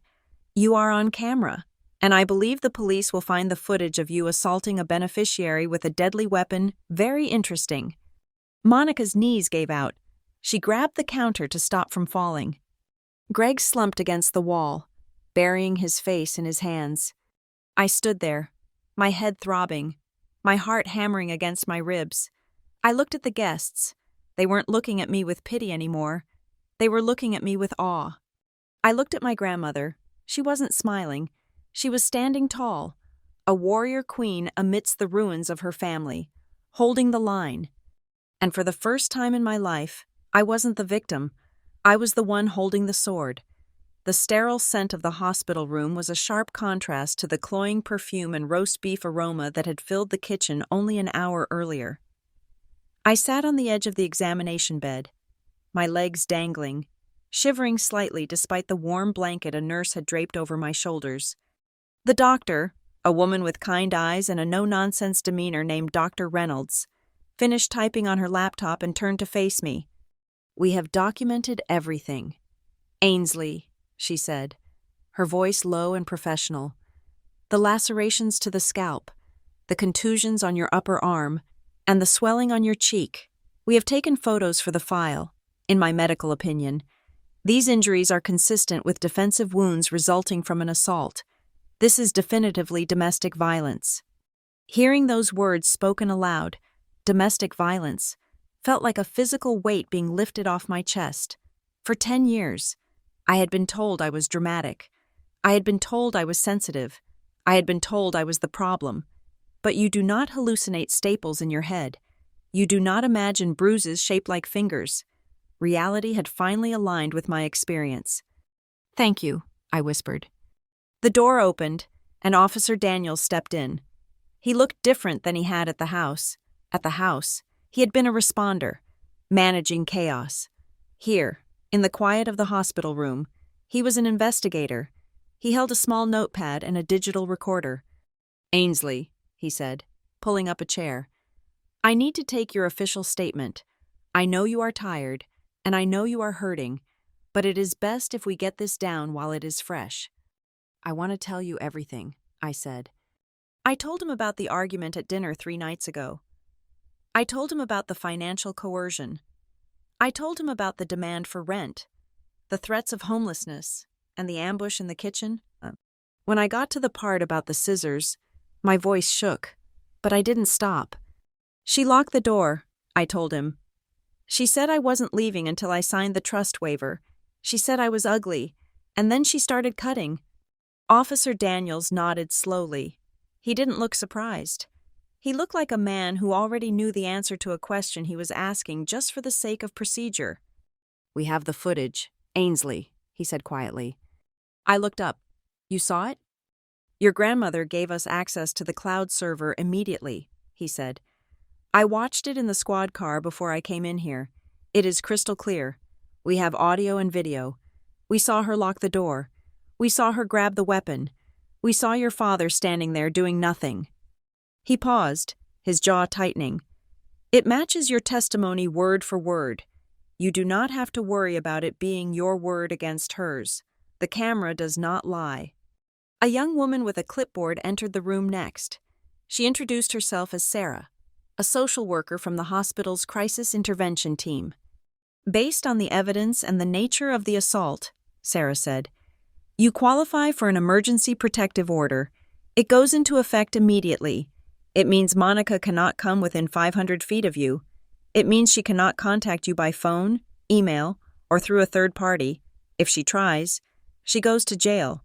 Do you want us to file that for you?" "Yes," I said. The word came out like a cannonball. "Yes, and I want one against my father, too." Sarah nodded, writing it down. "Understood. We will include Greg Lambert." Just then, the heavy door to the hallway swung open. Eleanor walked in. She looked tired. The adrenaline that had sustained her during her grand speech in the kitchen was fading, revealing an 82-year-old woman who had just watched her family implode, but her eyes were still fierce. Beside her walked Arthur Finch, the lawyer, looking as impeccable and dangerous as a loaded gun in a silk suit. Eleanor walked straight to the bed. She didn't hug me. Eleanor was not a hugger, but she placed her hand over mine. Her skin was cool and dry. "You are safe now," she said. It wasn't a question. It was a decree. "The police have taken Monica into custody. They took her out of the party in handcuffs." "Did Dad go with her?" I asked. "Your father," Eleanor said, her lip curling with distaste, "is currently sitting in his living room, trying to explain to the mayor why his wife was arrested for assault with a deadly weapon. He is not worried about you, Ainsley. He is worried about his reputation." "Let him worry," Finch said, stepping forward. He placed his briefcase on the side table. "We have work to do. Ainsley." The police mentioned a document, a folder that Monica threw at you. "The waiver," I said. I reached into the tote bag that Eleanor had brought for me, my go bag, that I had kept in my trunk, which the police had retrieved from my car.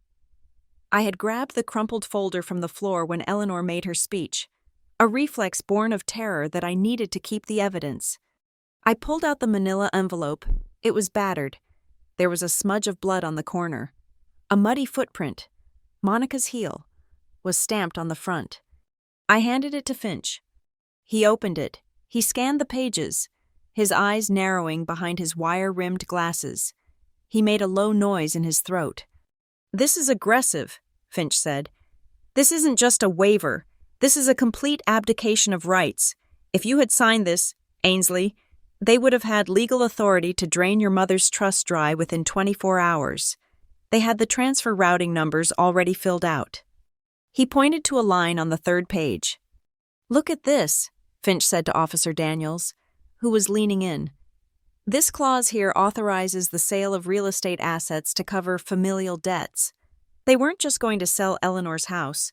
They were going to use Ainsley's trust to pay the taxes on the sale. They were going to make her pay for the privilege of being robbed." "Is that enough for a fraud charge?" Eleanor asked. "Combined with the video where she threatens violence to compel a signature?" Finch smiled, a shark-like expression. "This is attempted extortion. This is assault with intent to commit a felony. This is financial abuse of a dependent. We are going to bury her under so many statutes she will need a shovel to find sunlight." I leaned back against the pillows. The pain in my head was a dull throb now, rhythmic and constant, but my mind was drifting back to the kitchen, not to the attack, but to the moment Eleanor opened the doors. Flashback. I closed my eyes and I was there again, the smell of expensive catering and fear. I saw the faces of the guests as they crowded into the kitchen doorway. These were people I had known my whole life. The neighbors who waved when I mowed the lawn, the church ladies who critiqued my posture, my father's boss. They had always looked at me with a vague, polite pity. I was the quiet stepdaughter, the one who didn't fit in. But in that moment, as Eleanor stood by the island with her will in her hand, and I stood there, with my hair on the floor, the pity vanished. It was replaced by horror, and then by judgment. I remembered the sound of the whispers. They started low, like bees buzzing, and then grew louder. Is that scissors?" someone whispered. "Look at her hair," a woman gasped. "She chopped it off." "Monica did that?" "And Eleanor, did you hear what she said? She cut them off." I saw my father's face. That was the image that seared itself into my brain. Greg Lambert was a man who defined himself by how others perceived him. He lived for the approval of the country club set. When Eleanor announced that the money was gone, that the house, the stocks, the legacy were all transferred to me, I saw the light go out behind his eyes. He wasn't looking at my bleeding scalp. He was doing mental arithmetic. He was realizing that the tuition check for Brandon wasn't going to clear. He was realizing that the mortgage on his own house, which he had likely leveraged against an inheritance he expected to get, was now a noose around his neck. Fear, pure, unadulterated fear, not of the law, but of poverty, of irrelevance. And Monica. I remembered her standing there, her hands shaking as she dropped the scissors, the way she tried to smile at Mrs. Gable. "It is a misunderstanding," Monica had squeaked. Her voice was high and thin, cracking under the pressure. "Ainsley is having an episode. You know how teenagers are. We were just playing." "Playing?" Eleanor had boomed. "With poultry shears? You are not playing, Monica. You are unraveling." The guests didn't buy it. I saw Mrs. Gable take a step back. I saw the mayor turn away, pulling his phone out, presumably to distance himself from the scandal before it hit the morning papers. The social capital Monica had spent 10 years hoarding evaporated in 10 seconds. End flashback. I opened my eyes. The hospital room came back into focus. "Ainsley?" Eleanor asked. "Are you with us?" "I am here," I said. I looked at the crumpled papers in Finch's hand. Those papers were supposed to be my defeat. They were supposed to be the contract of my slavery. Now, they were the evidence of my liberation. A strange sensation washed over me. It started in my chest and spread to my fingertips. It wasn't happiness. It was something colder, harder. It was power. For the first time, I realized that I held all the cards. I had the money. Eleanor had seen to that. I had the truth. The camera had seen to that. And I had the law. Finch and Officer Daniels were seeing to that. My father and stepmother had spent years making me feel small so they could feel big. They had treated me like a resource to be mined, not a person to be loved. They thought they could break me in that kitchen. They thought that if they cut my hair, they would cut my spirit. But hair grows back. Trust does not. "Officer Daniels," I said. My voice was steady. The shaking had stopped. "Yes, Ainsley?" "I want to press charges," I said. "Every single charge you can think of. Assault, battery, extortion, unlawful imprisonment. I want her to go to prison." "And your father?" Daniels asked gently. "He was in the room. He didn't stop it. We can charge him as an accessory, or for child endangerment and negligence." I thought about Greg. I thought about him sipping his scotch while Monica hunted me with scissors. I thought about him telling me to just sign it while I bled. "Him too," I said. "Book him." Eleanor let out a breath she seemed to have been holding for a decade. She nodded. A sharp, decisive movement. "Good," Eleanor said. "Finch, get the paperwork started for the civil suit as well. We are not just going for criminal conviction. We are suing for damages, pain and suffering, emotional distress." "We will take the house," Finch said, making a note. "We will take the cars. We will take the retirement accounts. By the time we are done, Greg and Monica won't be able to afford a tent to live in, let alone a tuition payment." "It is not about the money," I said. I touched the bandage on my head. "It is about the balance." "The balance?" Sarah, the social worker, asked. "They took 10 years of my life," I said. "They took my self-esteem. They took my childhood. They tried to take my future. I am just balancing the ledger." I looked at the clock on the wall. It was 2 o'clock in the morning. The party was over. The police were likely processing Monica right now, taking her mugshot, taking her fingerprints, stripping her of her jewelry and her dignity, just like she had tried to strip me of mine. But she would have a lawyer. She would have bail. I had something better. I looked at Eleanor. She smiled at me. It was the same smile she had given me in the kitchen, the smile of a woman who had played the long game and won. "Get some sleep, Ainsley," Eleanor said. "Tomorrow, you are going to need your strength. We have a new life to build." "I can't sleep yet," I said. "I need to do one more thing." "What is that?" "I need a mirror," I said. "I need to see it." Finch looked unsure, but Eleanor nodded. She went to the bathroom and brought back a small hand mirror. I held it up. I looked at myself. It was shocking. Half my head was shaved down to the skin where the doctor had to clean the wounds. The other half was a chopped, uneven mess. My face was swollen. My eyes were red. But as I stared at my reflection, I didn't see the victim anymore. I didn't see the scared little girl who scrubbed floors and paid bills and apologized for existing. I saw a survivor. I saw the face of someone who had walked through fire and come out carrying the torch. "It will grow back," I whispered to my reflection. "And this time, it will grow back wild." I handed the mirror back to Eleanor. "I am ready," I said. "Let's burn their world down."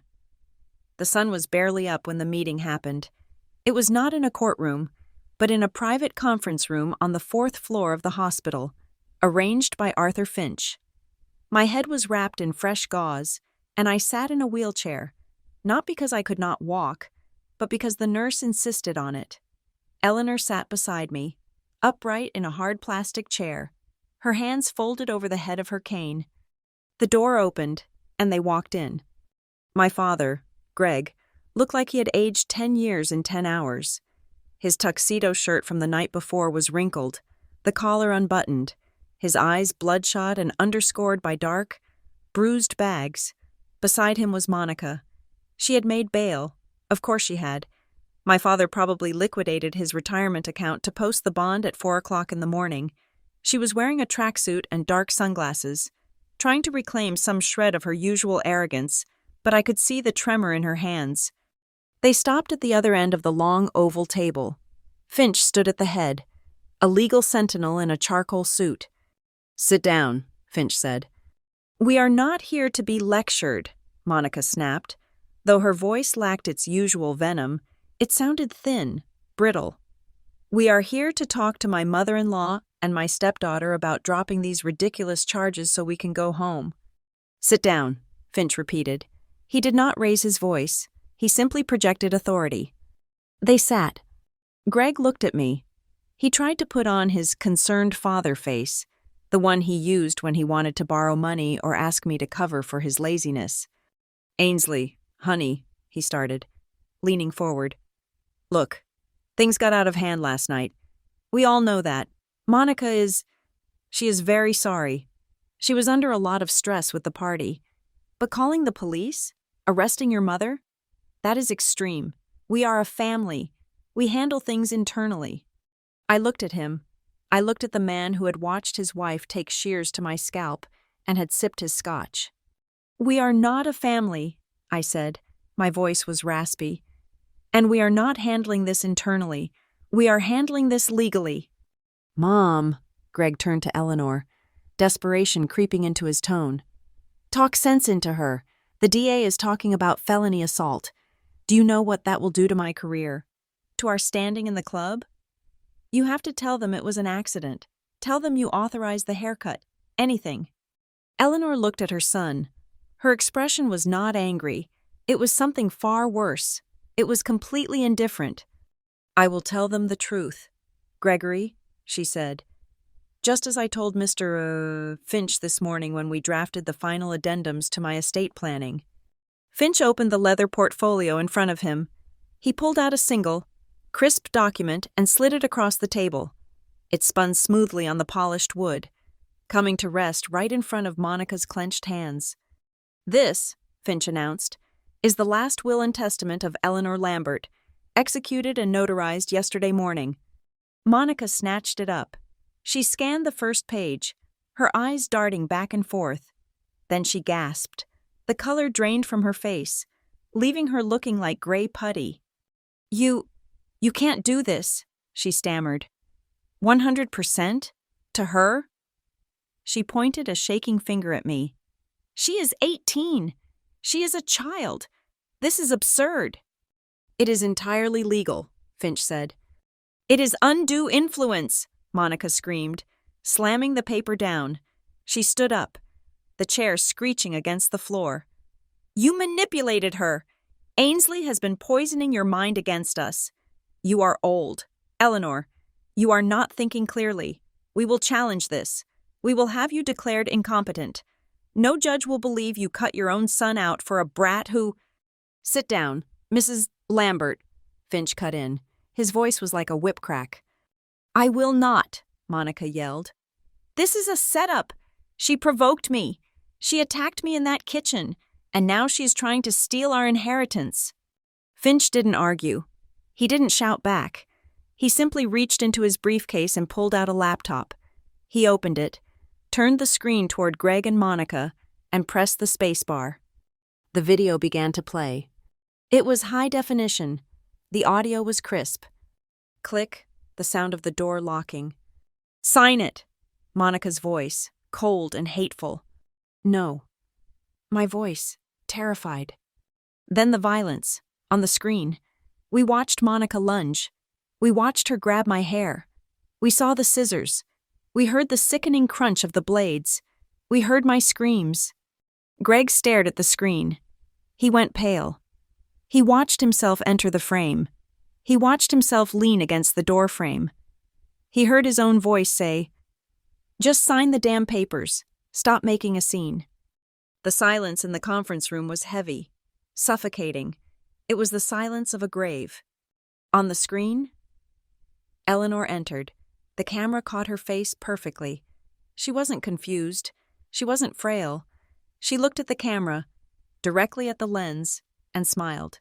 It was a small, terrifying smile of absolute awareness. "I prepared because I knew this day would come," the Eleanor on the screen said. Finch paused the video on that frame. Eleanor's face, calm and victorious, looming over the wreckage of her family. "That," Finch said, gesturing to the frozen image, "is not the face of a woman with dementia.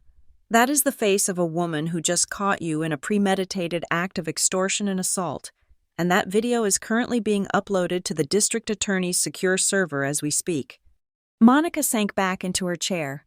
She looked like she had been punched in the stomach. "But," Greg whispered, "Mom, you set us up." "I gave you a test," Eleanor corrected him. "I prayed you would pass it. I prayed you would step in. I prayed you would be a father, but you failed. Gregory, you failed spectacularly. Finch closed the laptop. He pulled out a second document. This one was thicker. The will addresses what happens when Mrs. Lambert passes, Finch said. But we have a more immediate concern, the management of her current assets. He slid the second document toward Greg. This is a durable power of attorney, granting Ainsley Lambert full unilateral control over all of Eleanor Lambert's financial and legal affairs, effective immediately. Greg stared at the paper. He didn't touch it. He looked like he was afraid it would burn him. What does that mean? He croaked. It means, I said, speaking up for the first time. My voice was stronger now. It means I control the bank accounts. Dad, all of them. The trust, the investment portfolio, the deeds to the properties, including the deed to the house you and Monica are living in. Greg's head snapped up. You can't touch our house. That is, we have lived there for 10 years. Rent-free, I reminded him. In a property owned by Grandma, a property that I now manage. You have absolutely no access to Eleanor's capital anymore, Finch clarified. Greg, I understand you have a bridge loan application pending with the bank, the one you needed the trust waiver for? I called the bank this morning. I informed them that the collateral you listed, Eleanor's estate, is not available to you. The loan has been denied. Greg made a sound like a wounded animal. Denied? But I have payroll. I have the mortgage on the vacation rental. I have... You have debt, Eleanor said. And now, you have no way to pay it. Monica suddenly lunged forward, grabbing Greg's arm. Do something! Greg, she is lying! She can't do this! Fight her! But Greg didn't move. He stared at the document in front of him, the realization crashing down on him like a landslide. He had spent his life waiting for his mother to die so he could be rich. Instead, he had watched her hand the keys to the kingdom to the daughter he had ignored. It is over, Monica, Greg whispered. It is not over, Monica shrieked. She turned on me, her eyes wild behind the sunglasses. You little witch! You think you can win? I will sue you. I will tell everyone what you really are. I will ruin you. You are the one on video assaulting a minor with poultry shears, Finch pointed out calmly. I do not think Ainsley's reputation is the one at risk here. He picked up a stack of papers. Which brings us to the final item of business, the protective orders. He handed one to Monica and one to Greg. You are hereby served, Finch said. 500 feet, no contact, no phone calls, no emails, no third-party messages. If you come near Ainsley, or Eleanor, or the estate, you will be arrested for violating a court order, and given the video evidence, I assure you the judge will not grant bail a second time. You are banning me from seeing my own mother? Greg asked, tears welling in his eyes. You banned yourself, Eleanor said. Her voice wavered slightly, the only sign of emotion she showed. When you stood there and watched that woman bleed your daughter, you stopped being my son. You became her accomplice. Greg flinched as if she had slapped him. He looked at me, for the first time. He really looked at me. He saw the bandages. He saw the jagged hair. And maybe, just maybe, he saw the monster he had allowed to live in his house. Ainsley, he whispered. I didn't know she would. You knew, I said. You just didn't care. As long as the bills were paid and the scotch was poured, you didn't care who got hurt. I leaned forward, the wheelchair creaking. You wanted me to be the adult, Dad. You wanted me to take responsibility? Fine, I am taking it. I am taking all of it. I looked at Finch. Are we done? We are done, Finch said. He looked at Greg and Monica. Get out. Monica looked like she wanted to scream, to throw the table, to attack me again. But she looked at the laptop. She looked at the camera in the corner of the room. She looked at the paperwork that had stripped her of everything she valued. Money, status, power. She stood up. She didn't look at Greg. She turned and walked out the door, her heels clicking a frantic, retreating rhythm on the tile. Greg sat there for a moment longer, He looked at Eleanor. She turned her head away, staring out the window at the parking lot. He stood up slowly. He looked like an old man. He walked to the door, paused, and looked back at me. "I am sorry," he said.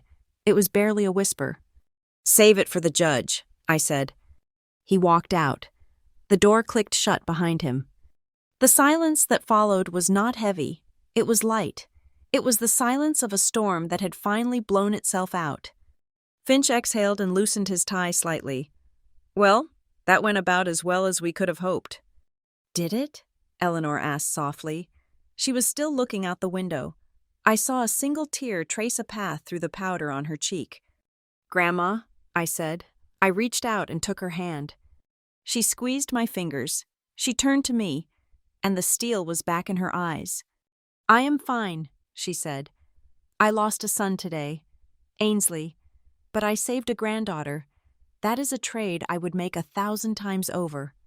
She looked at the power of attorney document still sitting on the table where Greg had left it. "You have the power now, my dear," she said. "The question is, what are you going to do with it?"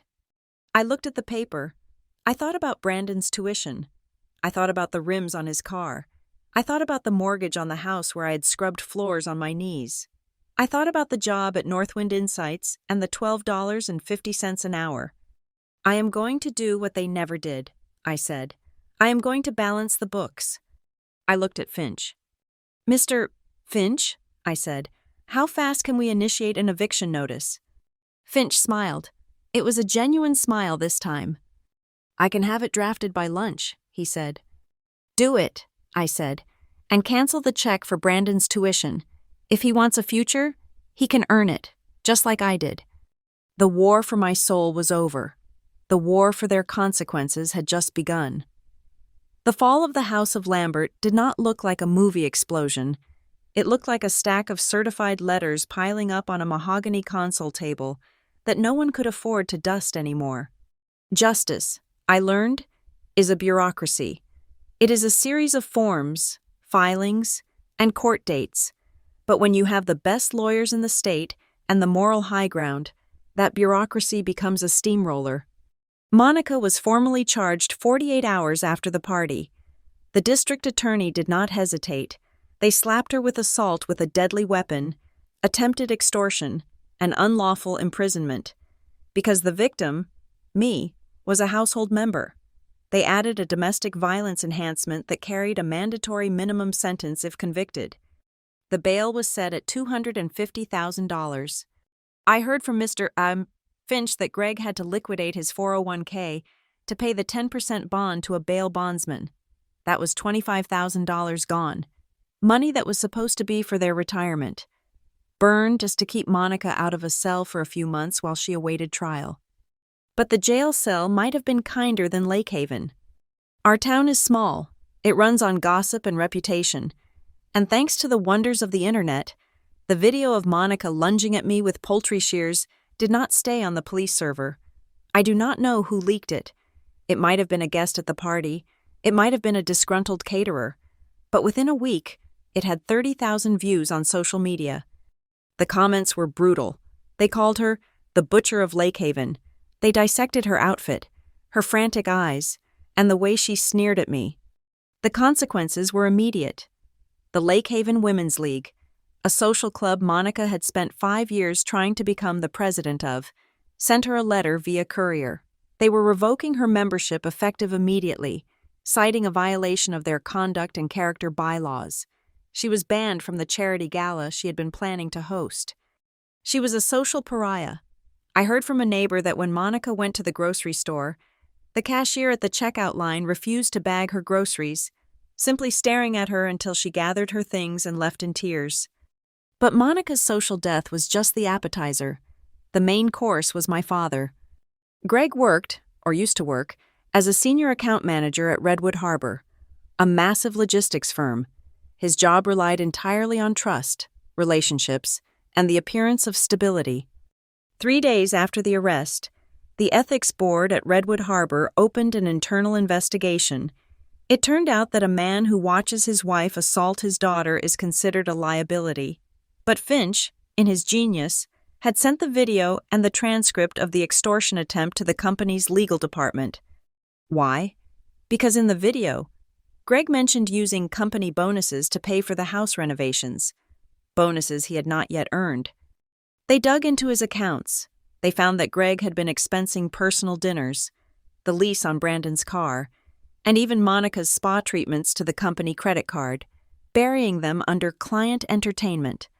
It was not a massive amount of fraud, maybe $15,000 over 2 years, but it was enough. Greg was called into a meeting on a Tuesday morning. He walked in as a vice president. He walked out with a cardboard box containing a stapler and a picture frame. He was fired for cause, no severance, no pension, no reference. He was 52 years old, unemployed, with a criminal record pending for child endangerment, and a wife who was facing 5 years in prison. And then there was Brandon. My brother had been so proud of his acceptance to Crestview University.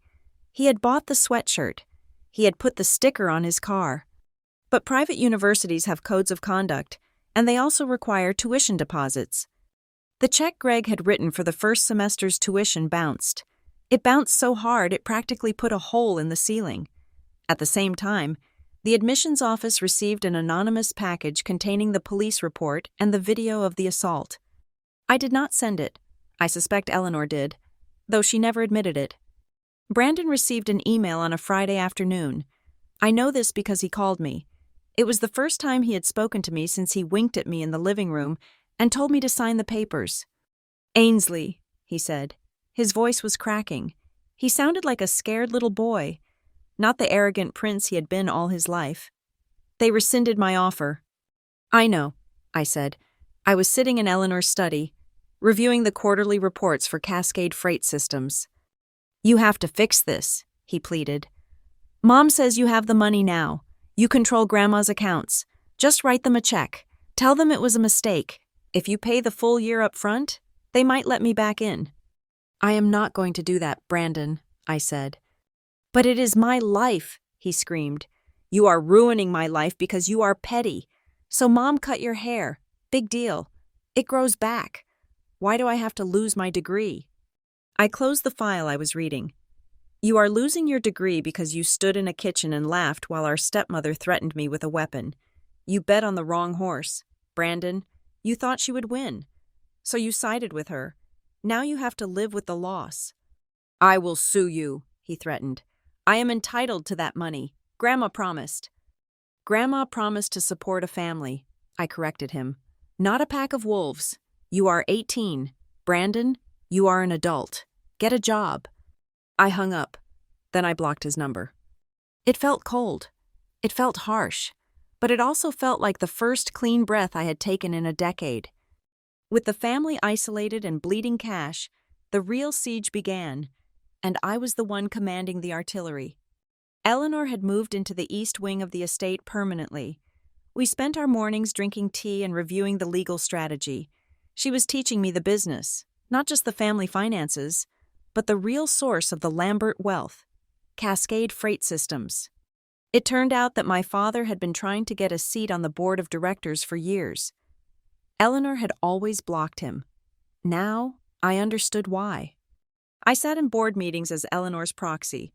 I was 19 years old, wearing a blazer I had bought at a thrift store because I still couldn't bring myself to spend the trust money on clothes.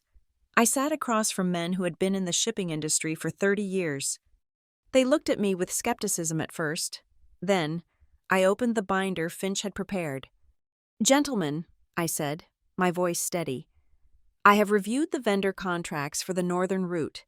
Why are we paying 20% above market rate for fuel surcharges to a company owned by my father's former golf partner?" The room went silent. I fired the vendor. I renegotiated the contracts. I saved the company $40,000 a month in my first 2 weeks. The skepticism turned to respect. They realized that while I might look like a girl, I negotiated like Eleanor Lambert.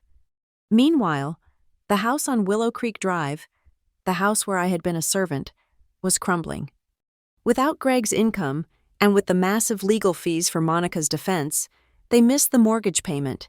Then they missed the second one. Because I held the power of attorney for Eleanor, The bank notices came to me. Eleanor was the co-signer on the original loan from 15 years ago. I held the foreclosure warning in my hand. It was printed on pink paper. Notice of default. Immediate action required. I could have paid it. The trust had plenty of liquidity. I could have written a check and saved their home. I could have been the bigger person. I picked up the phone and called Finch. "Let it go," I said. "Are you sure?" Finch asked. "It will hit Eleanor's credit score slightly." "Grandma doesn't need a credit score," I said. "She owns everything in cash. Let the bank take the house. I want them out." "Understood," Finch said. "I will inform the bank that the co-signer declines to cure the default. They will initiate foreclosure proceedings within 30 days. The final blow came a week later. Greg and Monica were desperate. They had no jobs, no social standing, a criminal trial looming, and they were about to lose their home. They tried the only tactic they had left, emotional manipulation. They showed up at the gate of Eleanor's estate. They couldn't come in. The gate code had been changed, and the security guard had their photos with a strict "do not admit" order. So they stood at the intercom. "Ainsley!" My father's voice crackled over the speaker. "Please, we need to talk. We have no food in the house. The electricity is going to be cut off tomorrow. You can't do this to us." I watched them on the security monitor. The same monitor system that had caught Monica's crime was now broadcasting their downfall. They looked small, defeated. Monica was crying, leaning against the stone pillar. Eleanor was sitting beside me. She didn't look at the screen. She was knitting a blanket. "Do you want to answer?" she asked. I pressed the talk button. "Go away, Greg," I said. "Ainsley, please," Monica shouted. "I am sorry. I will go to therapy. I will sign whatever you want. Just give us a loan, $10,000. Please, we are drowning." "You are not drowning," I said calmly. "You are just finally paying your own bills." "We are family," Greg sobbed. "No," I said. "You were my employers, and I have resigned." I released the button. The screen went dark. "That was hard," I whispered. My hands were shaking slightly. "It gets easier," Eleanor said. She didn't stop knitting. "Justice is a muscle. Ainsley, you have to exercise it. The revenge wasn't bloody. I didn't cut their hair. I didn't scream at them. I simply applied the law. I applied the consequences of their own actions." Greg lost his car the next day. The repo man took it from the driveway. Brandon had to move out of the dorms and back into the house that was being foreclosed on. Monica was assigned a public defender because they could no longer afford their private attorney. They were being dismantled, piece by piece, by the very system they had tried to use against me. I drove past the house a few days later. There was a "for sale" sign in the yard, placed by the bank. The grass was overgrown. No one was there to mow it, and they certainly weren't going to do it themselves. I slowed down. I looked at the window of my old room, the room where I had hidden my money, the room where I had cried myself to sleep 1,000 times. I felt nothing, no nostalgia, no anger, just a quiet, hollow sense of closure. My phone buzzed. It was an email from the district attorney. "Ms. Lambert, regarding the case of the state versus Monica Lambert, the defendant has indicated she wishes to accept a plea deal to avoid a public trial. We would like your input on the sentencing recommendation." I smiled. It was a small smile, just like Eleanor's. They wanted mercy. They wanted a deal. I put the car in drive and headed back to the estate. I had a meeting with the board of directors at 2:00, and then I had a meeting with the DA. I wasn't going to offer them a deal. I was going to offer them a seat in the front row of their own reckoning. You would think that being arrested, fired, and evicted would be enough to stop them. You would think that rock bottom was a place where people sat down and reflected on their choices. But my father and stepmother did not operate on logic. They operated on entitlement, and entitlement is a powerful drug. They sued. It was their last, desperate gamble. They found a lawyer who worked on contingency, a man named Mr. Blackwood, who had a billboard on the highway and a suit that looked 2 sizes too big, and they filed a motion to contest the validity of Eleanor Lambert's will. Their argument was undue influence and diminished mental capacity. They were claiming that I, an 18-year-old girl who had spent the last decade scrubbing their toilets, had somehow masterminded a psychological coup to brainwash my grandmother into disinheriting them. The audacity was breathtaking, but in a way, I was glad they did it, because it meant I got to see them lose one last time, and this time, it would be on public record. The hearing took place on a rainy Tuesday in November. The courtroom was sleek and modern, smelling of floor wax and old wood. I sat at the plaintiff's table with Eleanor and Arthur Finch. Eleanor looked impeccable in a navy suit, her silver hair styled perfectly, her cane resting against her knee like a scepter. Across the aisle, Greg and Monica looked like ghosts of their former selves. Greg was wearing a suit that he had clearly tried to press himself. The lapels were creased wrong. He looked thinner, his skin sallow. Monica was wearing a conservative gray dress that I recognized from 5 years ago. She had tried to look demure, but her eyes were darting around the room with the frantic energy of a trapped animal. Brandon was there too, sitting in the gallery, slouching in a hoodie, refusing to make eye contact with anyone.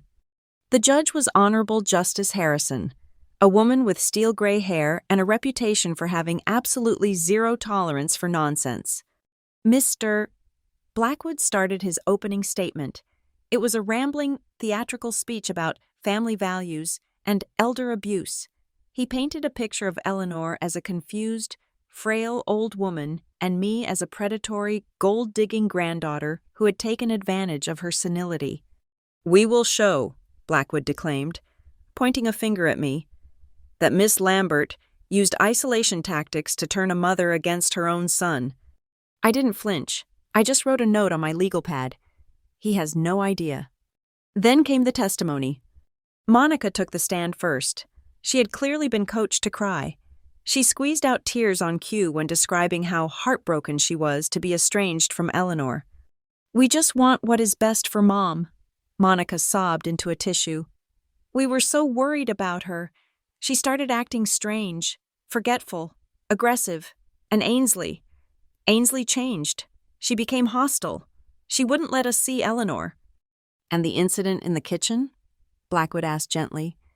"The alleged assault?" "A misunderstanding," Monica said, her voice trembling with practiced vulnerability. "Ainsley was hysterical. She was screaming. I was trying to help her. I was trying to trim a piece of gum out of her hair, and she started thrashing. It was an accident. I love that girl like my own daughter." I felt bile rise in my throat. Beside me, Eleanor let out a small, sharp snort of derision. Then it was Arthur Finch's turn. Finch didn't ask Monica any questions. He didn't pace the floor. He simply stood up, adjusted his glasses, and looked at the judge. "Your Honor," Finch said, "the defense would like to submit Exhibit A, the audiovisual recording from the kitchen on the night in question." "Objection!" Blackwood jumped up. "That recording is prejudicial." "It is evidence," Judge Harrison said dryly. "Overruled. Play the tape." The large screens mounted on the courtroom walls flickered to life. The room went dead silent. There was Monica, in high definition. There was the poultry shears. "Sign the paper." "Ainsley!" Her voice on the recording was not the soft, weeping voice of the woman on the stand. It was the screech of a harpy. We watched her lunge. We watched her grab my hair. We heard the snap of the blades. We heard her call me ugly and nothing. Then we saw Greg. We heard him say, "Just sign the damn papers." The video played for 3 minutes. In those 3 minutes, the entire narrative Monica had built crumbled into dust. When the video ended, the silence in the courtroom was deafening. It was a heavy, suffocating silence. Judge Harrison slowly took off her reading glasses. She looked down at Monica, who was now trembling for real. "Mrs. Lambert," the judge said. Her voice was dangerously quiet. "You just testified under oath that this was a loving intervention to remove gum from a child's hair." Monica stammered. The angle is bad. You can't see the—" "I can see you holding a pair of industrial shears to a weeping teenager's neck," the judge cut her off. I can see you striking her across the face. Is this your definition of care?" Monica opened her mouth, but no sound came out. She looked at the jury box, but the jurors were looking at her with open revulsion. She looked at Greg, but he was staring at his shoes, his face burning red with shame. "No further questions," Finch said. Monica stumbled off the stand. She didn't walk back to her seat. She crawled back to it. Then they called Eleanor. Mr. Blackwood tried to rattle her. He asked her about the date, the president, her breakfast. He tried to confuse her with complex questions about her assets. Eleanor answered every single question with the precision of a sniper. "I am 82, Mr. Blackwood. Not dead," she said sharply. "My cognitive test results from my neurologist are in the evidence file. I scored 30 out of 30. I am perfectly capable of deciding who deserves my money and who does not." "But why cut out your own son?" Blackwood pressed. "Surely that indicates a lapse in judgment, a deviation from natural affection?" Eleanor leaned forward. She looked directly at Greg. "Natural affection implies a two-way street," she said clearly. "I did not cut my son out because I was confused. I cut him out because I saw him clearly for the first time. I saw a man who stood by and watched his wife abuse my granddaughter for money. That is not a son. That is a parasite, and I do not leave my estate to parasites." Greg flinched as if he had been physically struck. "Finally, I took the stand. I didn't cry. I didn't shout. I just laid out the numbers. I told the court about the $12.50 an hour. I told them about the $2,000 loaned for bills that bought Brandon's rims. I told them about the rent they charged me to live in a house my grandmother owned. They didn't want a daughter, I told the judge. They wanted an ATM, and when the ATM stopped dispensing cash, they tried to break it open. Judge Harrison listened. She took notes, and when I was done, she didn't even call for a recess. She looked at the papers in front of her. She looked at Greg and Monica. "In 30 years on the bench," Judge Harrison said, "I have seen many dysfunctional families, but I have rarely seen a case of greed so naked and so cruel as this one." She picked up her gavel. "I find that Eleanor Lambert was of sound mind and body when she executed her will and testament. I find no evidence of undue influence. The claims of the plaintiffs are baseless and frankly insulting to this court." She paused, looking at Finch. "Mr. Finch, I believe there is a specific clause in the will regarding contestation?" "Yes, Your Honor." Finch stood up. "Article 9, the in terrorem clause. It states that if any beneficiary challenges the validity of the will, they forfeit any and all gifts or bequests contained therein." "Indeed," the judge said. "Mr. Lambert, Mrs. Lambert, the will had originally left you a token sum of $10,000 each. By filing this frivolous lawsuit, you have triggered Article 9. You have effectively disinherited yourselves." A gasp went through the courtroom. Greg's head snapped up. "Wait," he croaked. "No, that can't be right." "It is the law," Judge Harrison said coldly. "You gambled, Mr. Lambert, and you lost. The entirety of the estate remains with Ainsley Lambert. The plaintiff's case is dismissed with prejudice, and I am ordering the plaintiffs to pay all legal fees incurred by the defense." She banged the gavel, bang. It was the sound of a door slamming shut forever. Greg slumped forward, burying his face in his hands. Monica started to screech at her lawyer, her voice rising in a high, jagged panic until the bailiff had to step in and tell her to be quiet. I didn't look at them. I looked at Eleanor. She gave me a small nod. We walked out of the courtroom together. The hallway was flooded with light from the tall windows. It felt different than the artificial light inside. It felt real.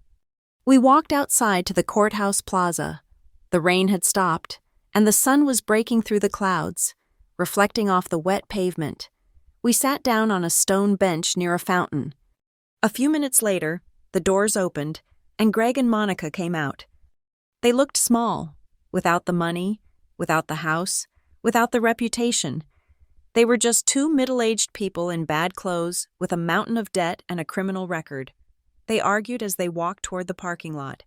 I saw Monica shove Greg. I saw Greg shout back. They didn't see us, or maybe they did, and they couldn't bear to look. We watched them get into a dented, rusty sedan, a far cry from the luxury SUVs they used to drive. The engine sputtered before turning on, and they drove away, disappearing into the traffic of ordinary life. I took a deep breath. The air smelled of rain and wet earth. "It is done," I whispered. Eleanor reached out and touched my hair. It was shorter now, cut into a chic bob that framed my face, a style I had chosen, not one that was forced on me. "It is done," she agreed. "You know, Ainsley, I always hated that long hair on you. You used it like a curtain. You used it to hide." "I felt safe behind it," I admitted. "Safety is an illusion," Eleanor said. "Strength is real." She patted my hand. "Hair grows back, my darling. But you have grown a backbone, and that is something no pair of scissors can ever cut." I laughed. It was a genuine laugh, bubbling up from my chest. I thought about the last 10 years. I thought about the fear, the silence, the feeling of being small. I thought about the girl who scrubbed floors and paid bills and apologized for taking up space. She was gone. The girl on the bench was someone else. I was 19. I was the CEO of a freight empire. I was a multimillionaire. But more importantly, I was free. I looked at the city skyline in the distance.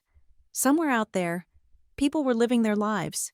Some of them were probably like I used to be, trapped, scared, thinking they had no choice. If I could tell them one thing, it would be this: you are not obligated to set yourself on fire to keep other people warm. You are not bad for saying no. You are not selfish for wanting to survive.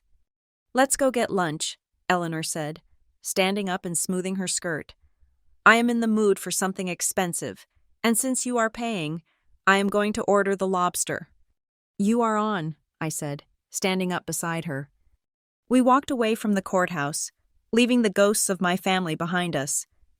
I didn't look back. There was nothing there for me anymore. My life was in front of me, and for the first time, the view was spectacular. To everyone listening to my story, I want to leave you with this thought. You do not break the family when you save yourself. They broke the family when they forced you to sacrifice yourself. Thank you so much for listening to my story. I would love to know where you are tuning in from. Please comment down below with your city or country, so I know that we are not alone in this fight. If you enjoyed seeing justice served, please subscribe to the channel Lila Revenge Stories. Hit that like button, and smash the hype button to help this story reach more people who might need to hear it. Stay strong, and remember, your backbone is your best weapon.